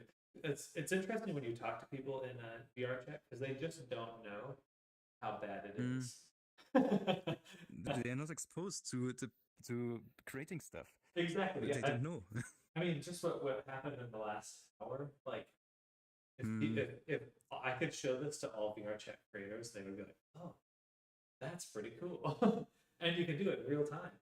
Like, I really. Oh, question for you: if I wanted to Yes. reorder this list, how do I do that? So basically, slots are ordered by the order offset, Gotcha. and if they're equal, they are actually using the ref ID, which is like the unique ID of the slots, to order them. Oh, okay. And this ID is usually created like that. It's incremented. So usually the neon slots are on the bottom. Gotcha. But if I want unless to you override reorder it it, with all offsets. I could just go in here and say one. Yep, Then move them. it already reordered. So you Oh, but these are all zero. yes. You. Look at that. It's still using the old system. Give it to me. All right, cool. That's much nicer. Now I can get organized. The negative one with stuff very top. Test 8, label D8. I'm so tempted to drive everything, but I'll be able to manual. Duplicate. Yeah. Yeah, when I do UI and I have something that I know of that I will use it quite often, I sometimes even drive the text descriptions, the names. You know, it makes sense. Well, why not? Well, it takes a bit of time to set it up. Fair, You know, it's so converting something from a value to a string. Yeah, you have to put like some string format code in there and stuff. So it is a bit of extra work. But if I start to duplicate stuff and use it a lot, then yeah, makes sense. Oh, absolutely. Oh, so before I continue, if I wanted to nest this menu, have I already screwed myself in how I've set it up? Or can I take, do I have to do, it has to be something with this, right? Okay, so it is basically root context menu item exposes it directly. And if you don't have it in there, you need another component that is also basically next to the other two components. That is context menu submenu or something like that. See Yeah. that here. Yeah. So basically you don't put it in there. You create another button, another context menu with a root context menu item. And instead of giving it an action like this, this is actually also a button action. So you could put it on any button, but preferably context menu. So basically, you place this as an action, and then you point at the hierarchy that contains all the buttons. Gotcha. Okay. So this. And then it will take all the context menu items from the immediate children of that slot Gotcha. that you put there. So I want to feed it the top one, but can I make it in? Yeah, I would recommend you create a new button first, and then you make your DX buttons a child of that. Okay, gotcha. So I need one button. So you know what? Maybe I'll leave that for another time. Let's just get it. Let me just finish adding all these that's dice, fine. and then we'll go in there. But I think I see what you mean. So I Yeah. make a button here, drop them all as children of it. I'll figure that out at some point, but I feel like that. Yeah, one step at a time. Yeah, we'll make the rough version first. Now I just want to change the order that the menus Are they not ordered properly? They don't. Yeah. It's putting them in a order. Oh, wait a second.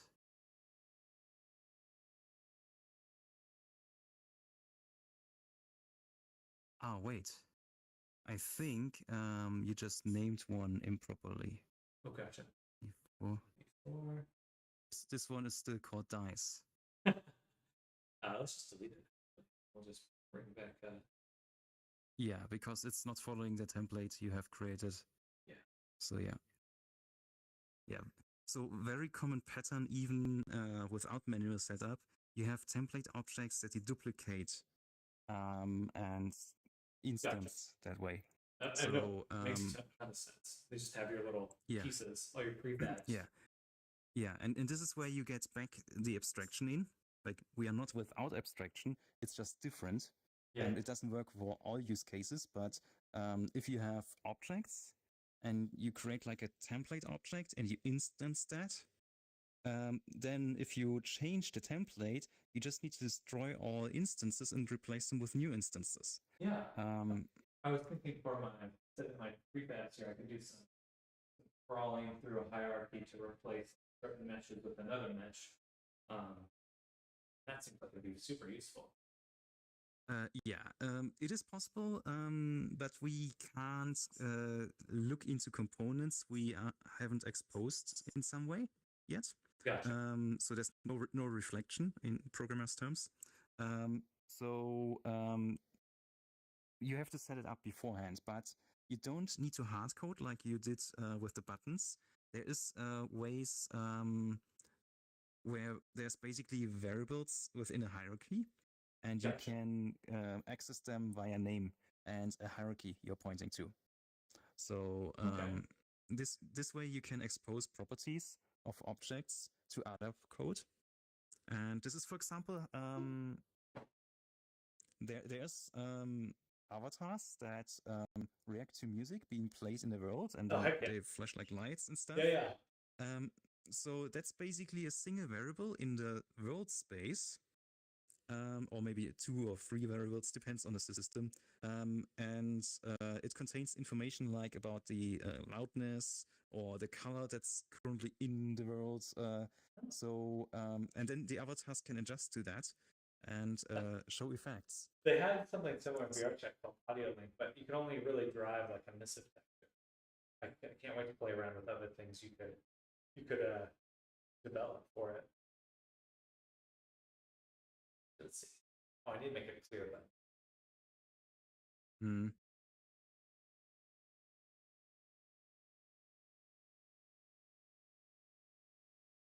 Actually, no, I could just make I can make a clear button, but I'll just feed it negative. Or no, but it adds to it. It doesn't replace it. So clear has to be its own thing. Just fine.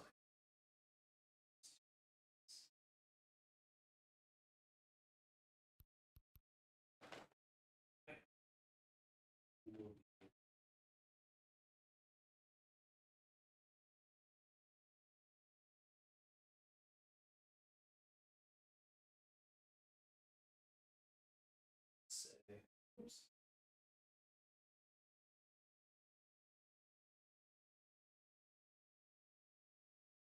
Drive. So, can I just look upright?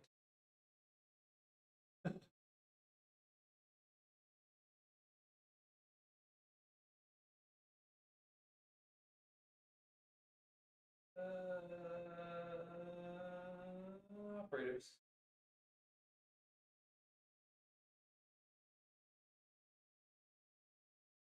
Value. No, operators is for.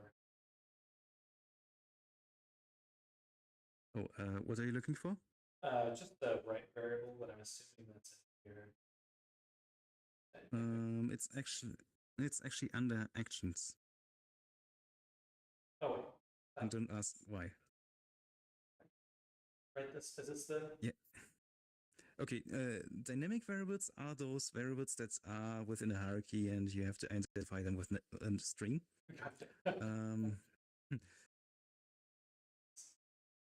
That's what I was using in the past. So I think I was using that. And it doesn't matter which one I grab. I'm gonna write this value here, and we're gonna make it 0. This. That's it. So when we make a new button, this one will be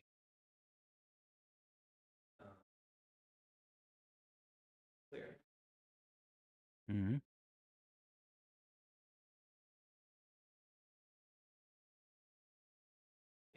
Oops. Stop. And then it should just be, I didn't even need to give it a value. It should have just happened. Oh, you've got all caps.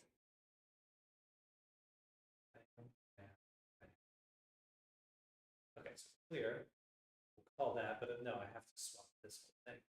I have to add the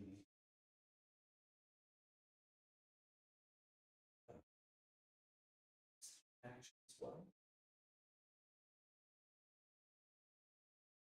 So if I look at something, is there a way to tell what menu it came from? Unfortunately not. There's user-made tools that give you that information. So actually, do you have Ukulop's public directory already? No. Okay, so it contains the red print, and so the red print is like in a sub directory in there, but directly in the front page of it, the last object at the moment is a component flux searcher. There's other people who've created similar things. That's one I know of at least. So you can search a text here. So at the moment it's for the dev tip, yeah, and you can switch it for the flux tip. Oh, gotcha. And can I just drag it in there? No, but you can type parts of the name and then you hit enter and then it searches. Oops. I think I just muted myself. Please do that. Excellent. Muted myself there. Can you hear me? Yes, I can hear you. Okay. All right, dynamic. Over here. Dynamic. Okay. What do you want to do with dynamic? I'm searching for the impulse. Okay, yeah. But don't worry, they're in uncategorized.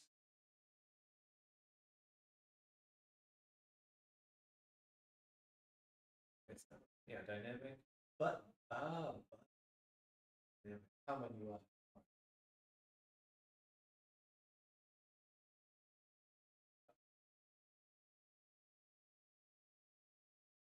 With no value. Shouldn't have added it to this guy. Go on this guy.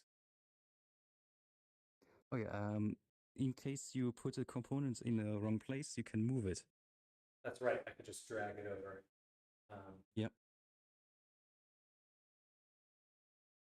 Target is the slots for searching hierarchy, and the pressed tag should be clear. All right, so click that. It says clear. No, it does not say clear. It says 12. It should say.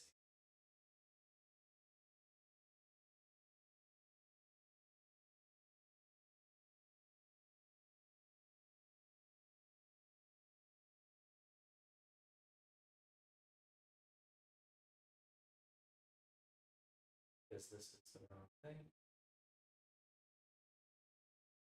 Dynamic impulse.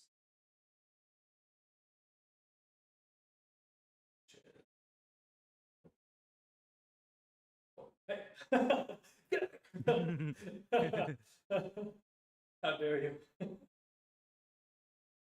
Ask. You're here in the components. No, you're here with the components. Yeah. This is for the inspector panel. Oh, You want to do flexing. you're totally right. Okay, so I'm in the wrong one. I'm in this one. That definitely throws me for a loop very frequently. Yeah, it takes time to get used to it. At some point, you get some intuition where stuff is. The wrong thing. Oh wait, now this is. Wait. That one doesn't need a hierarchy. This is from a button. Mm, My brain's so close to figuring this out. mm. This Maybe you is have to get called- closer and read carefully.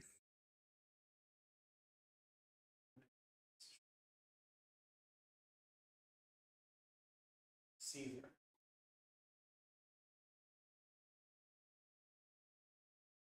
Stroke. This will be clear. Right. This goes in here. And no.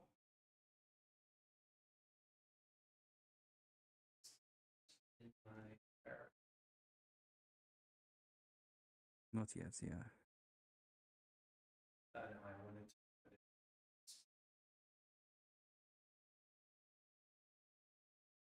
Is this stuff already all in there? Yeah. Yeah. Okay. But no, only parts. Only parts. Yeah, not all of this stuff. Just this Yeah. first second. Okay, that's why. Yeah, that's why it's not working. Trying to put it in my head. Back into and unpack. Should no. Okay. I haven't checked what we're doing with the button. Let's double check. So in the button, I'm using the dynamic impulse trigger to on press shoot clear into the top object, player one. And then Okay, no, this this should should. be in here looking for the word clear. Okay. Let's double check.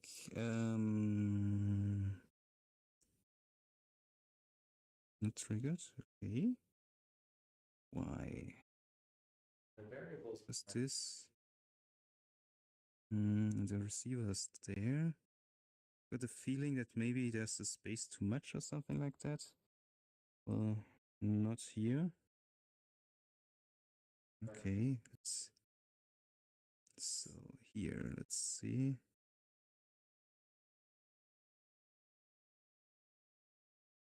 Hmm.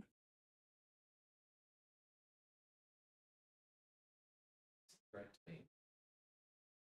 Yeah, also to me.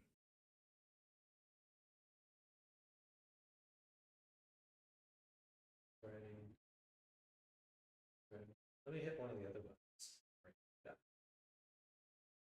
Yeah, it's still adding up though.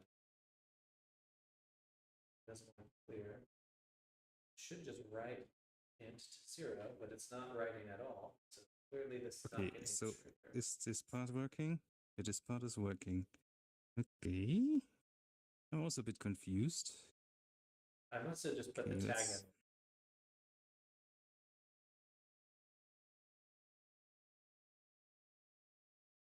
What what happens if I just drag this? It's exactly the same. What the heck? Let me look back at my other dynamic button. Let's review this. Press data test. Yeah, so that has to be the same. Clear. Clear. Okay, I will duplicate it. So I wouldn't expect it here, but sometimes things break. You know, it's still under development, so no. Process. It's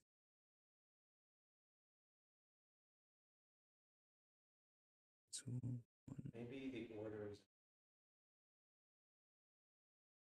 Nah. Okay, let's duplicate this. Oop. Let's see. Clear. No.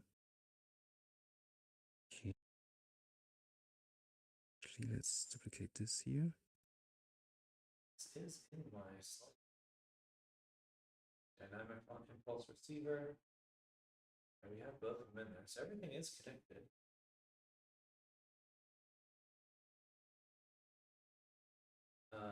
This Let's is weird.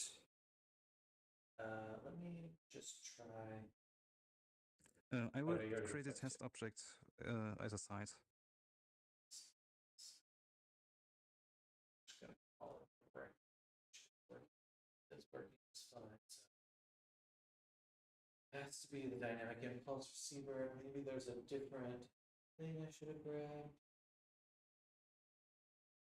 That's components. Maybe converter flux nodes.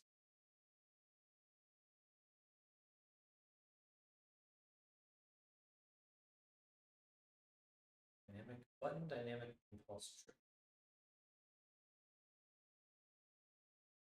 Anything else to that?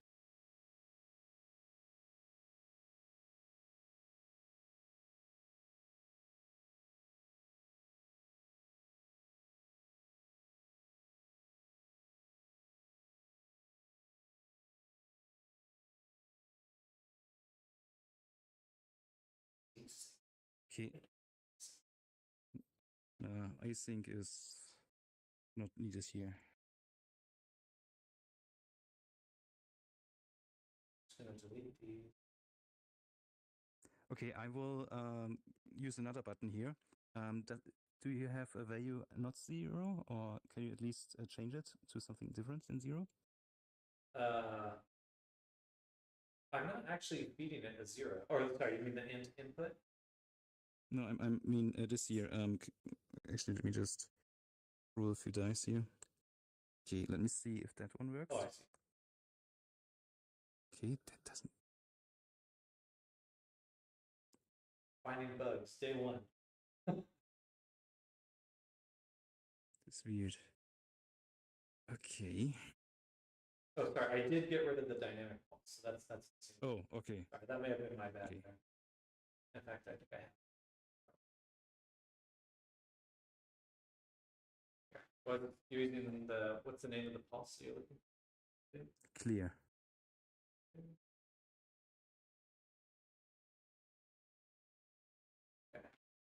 Okay, good. I will press the button.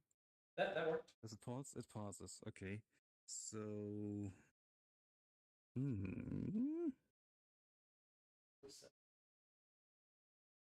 I'm just pausing root at the moment, but with the button still. Okay, let's just put root here to test. That's that. No fire. What?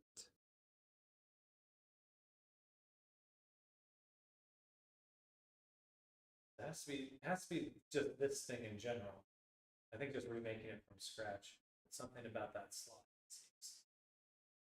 Yeah, so let's start again from a D12. And then let's remove this. Add dynamic impulse trigger. Goes into the object's hierarchy. Clear, and we have to pack the protoflux because You Yeah. destroyed the thing. Yeah.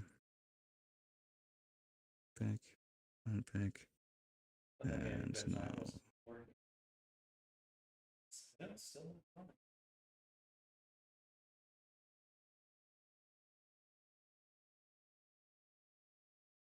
Wait a second.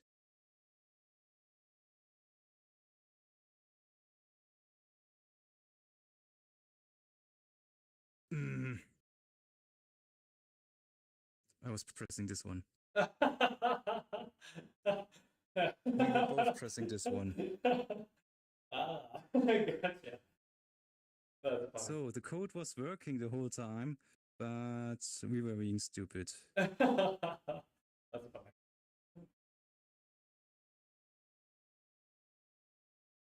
Okay, yeah, I good. should have gone back and just removed anything I knew shouldn't have been firing. Yeah.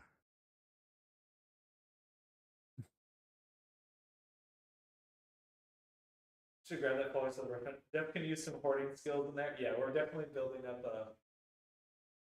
We'll need someone with some hoarding expertise to come by and clean up. Being able to finally make a mess in VR, best place to do that. Yep. All right, so it is working now. I believe. Let's see. Clear. Yeah. Oh, look at that. Awesome. Awesome. Hmm.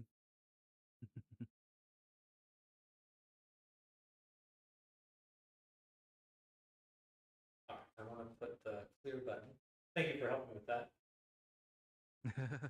Yeah, that was nasty. Having old stuff lying around, and context menus, they are an indirect thing, so it's not as easy to trace them back. No, it's Well, it is possible. You can actually inspect the context menu. That's difficult. It's better done by someone else, and then you can. Like I currently am inspecting my own context menu here. So basically, just those arcs here, that's so cool. and then we have a button here that actually has no actions. Context menu item, button relay here. I think you go here. Yeah, and then you find out where it's pointing to. Of course, this one is going to unequip the tool, so it's doing some stuff with tool here, whatever. Yeah. So, yeah, you can kind of work your way backwards, but it's ugly. And you hop through internals that are only temporary. Yeah, it feels like very much like a hack. Like it's not quite the intention. But well, it is kind of intended that we can look at stuff, but it's definitely not a planned route that you're supposed to take. Yeah. No, yeah. You want to know a bug that you still have in your code? Yeah. So you can still get a 0 out because you, when you copied the code over, you forgot to make this a 1. I thought it was. Let's see, a 0. Oh, maybe. Yeah. Shit. That's fine. I can just change this. Mm-hmm.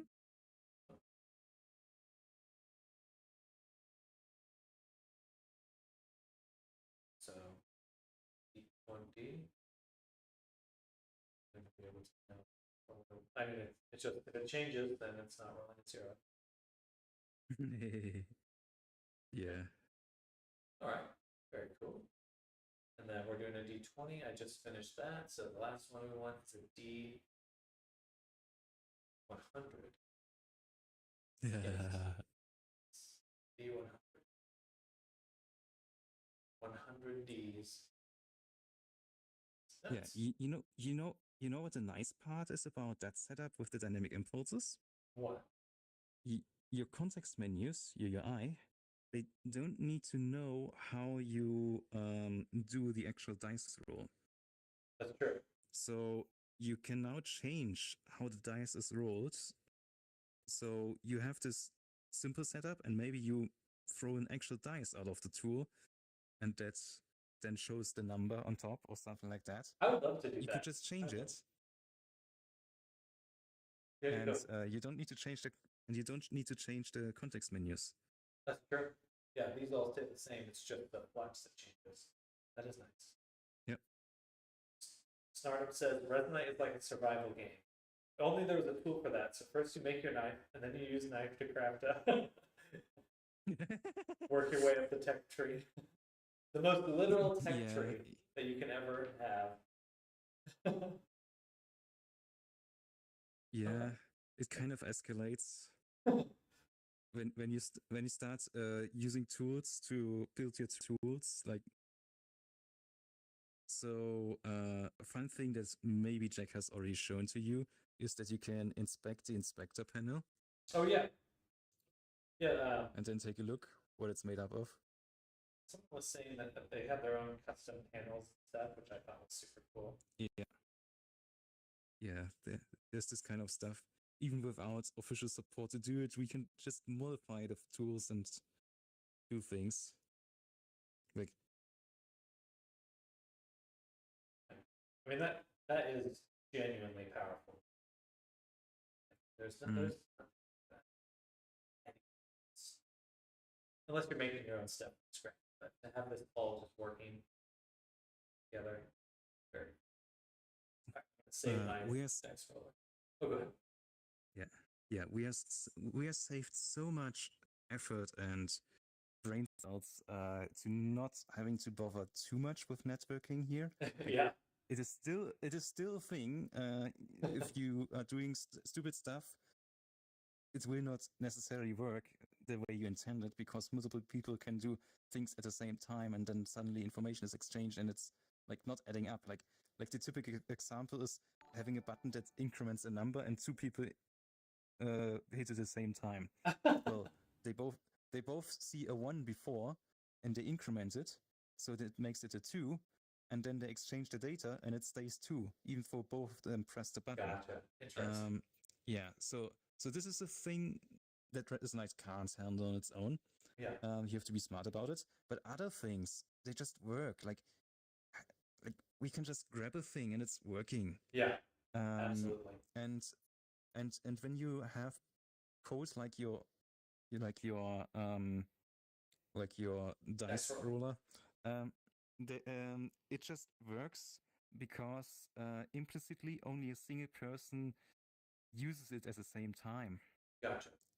But it is not important who it is. It is just one person at a time, and many things are like that. Just a single person interacts with it at a time. Like only one person can use a tool. So That's true. So there is like quite often you don't really think about being in a multi-user environment. Now, if you were using other systems, like not Resonite, but other engines, very often, even if you have such a thing, you're still exposed to networking because you changed something locally, but now you need to consider like, how do I get this information to the other people? Oh, absolutely. And here it's just you change a value and it's sent via the network and it's updated for everyone. So that part is basically solved, and we don't need to do that manually. That is definitely what mainly attracted me to here. It's just immediate. And like once you get a feel for this, like how can video games be any other way? It's like why isn't every video game like this? Obviously, there's technical reasons, but man, once you're used to this, it feels like the future. It feels like you're living in the future. Yeah. What I would say is a good amount of things that are done in here may be considered over-engineered in other areas, because if you're developing a game, you don't bother with making a universal system that everyone can interact with. Like nobody's paying for that. Yeah. So Not yet.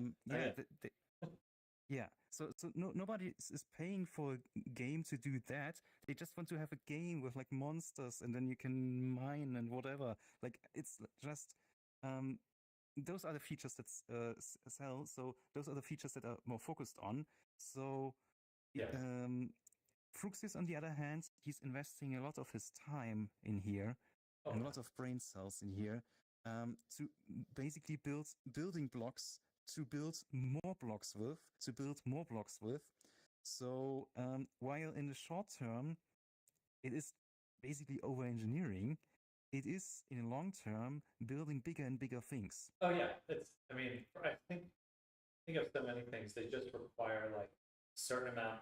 You have to have a certain like the substrate that you're working in has to have a certain level of complexity before it can begin to generate the more interesting things.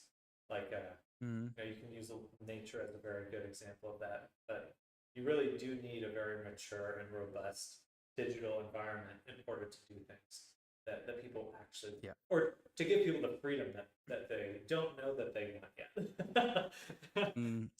Yeah. And, It's just a thing. There is a few platforms out there where you can actually create user generated content. Roblox is- Resonite isn't. Yeah, Roblox is a big one. Resonite isn't the only one, but Resonite allows you very deep access to things, That's what I want. and it is very very integrated. This deep access with just being here. Yeah. So while there are some shared building experiences in Roblox and other stuff, you don't go to this deep component level access. You have a few things you can do there, and then you can program there. And I'm forgetting which of the platforms I'm talking about. Well, there's VR Was chat, Roblox the one Remnite, with you? Chill Out, Neo was the old one. Yeah. I forgot. Like, there's Roblox. I think Roblox was the older one, and then there's another one that's a bit newer but similar, which actually has built-in like VR building capabilities.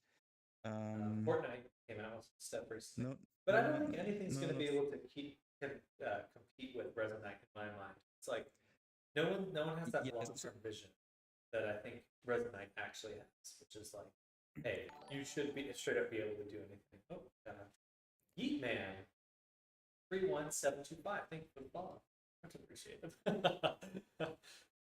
But actually, I Yeah. think I'll have to call it here autopilot. I have to get on the road Yeah, and go that's hang fine. out some people for D&D. But thank you for hanging out here with a Yep. little fist bump. And thank you for teaching me a lot of this stuff because there's still so much to learn. But I will be. Yeah. So I'll be I stream every weekday, Monday through Friday. So I'll be back in here again tomorrow. So if you ever want to hang out, definitely feel free to drop in. I usually my world's on context open, so you're always welcome to pop in, hang out, and we'll be making a lot more D&D stuff as time goes on. Awesome. But thank you for hanging out, and I will catch you later. But I gotta get running, get on the road, so I'll catch you later. Bye, Autopilot. Thank you again.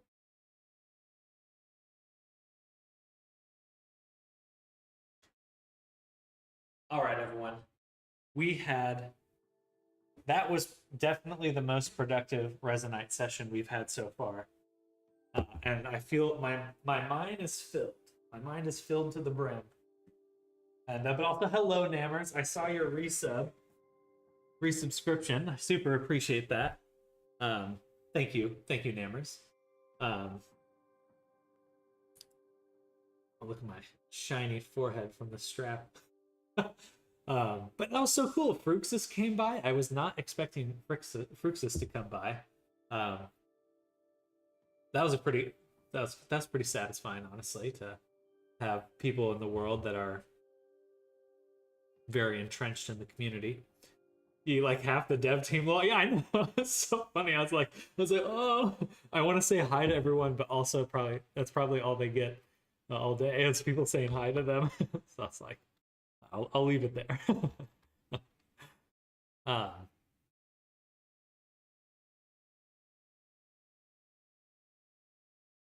Man, a lot of cool things. That snapping tool that was in there, you can actually make that snapping structure in Blender because it's just empty objects. So we should be able to make snappable objects super quick.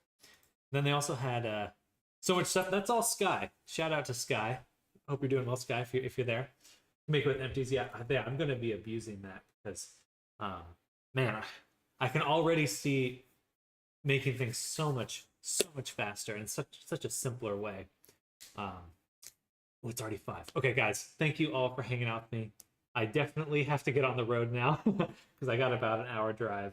But thank you all for hanging out. I know I wasn't interacting with chat much, but I think maybe tomorrow, now that I've learned so much, we're going to start setting up chat interaction in the world so other people that are in the world with me can see chat talking. That would be really cool. But thank you again for hanging out, everyone. Hope you're all having an amazing day. Please stop by tomorrow. We're going to get back in Resonite, and we're going to make a lot of cool stuff. But first, we'll finish the goblins. But much love to all of you. I hope you're having an amazing Thursday. We'll see you tomorrow for Friday. Was fun. Have a good one, everyone. Same to you, Snardom. See you later. Thanks for streaming. Absolutely, JW. Hope to catch you in Resonite sometime. Hope to catch all of you in Resonite sometime. See you tomorrow. Sounds good, Namers. We'll catch you mañana. And everyone else that's lurking out there, hope you're having an amazing day. But goodbye, everyone. I'll see you tomorrow. Bye. Bye.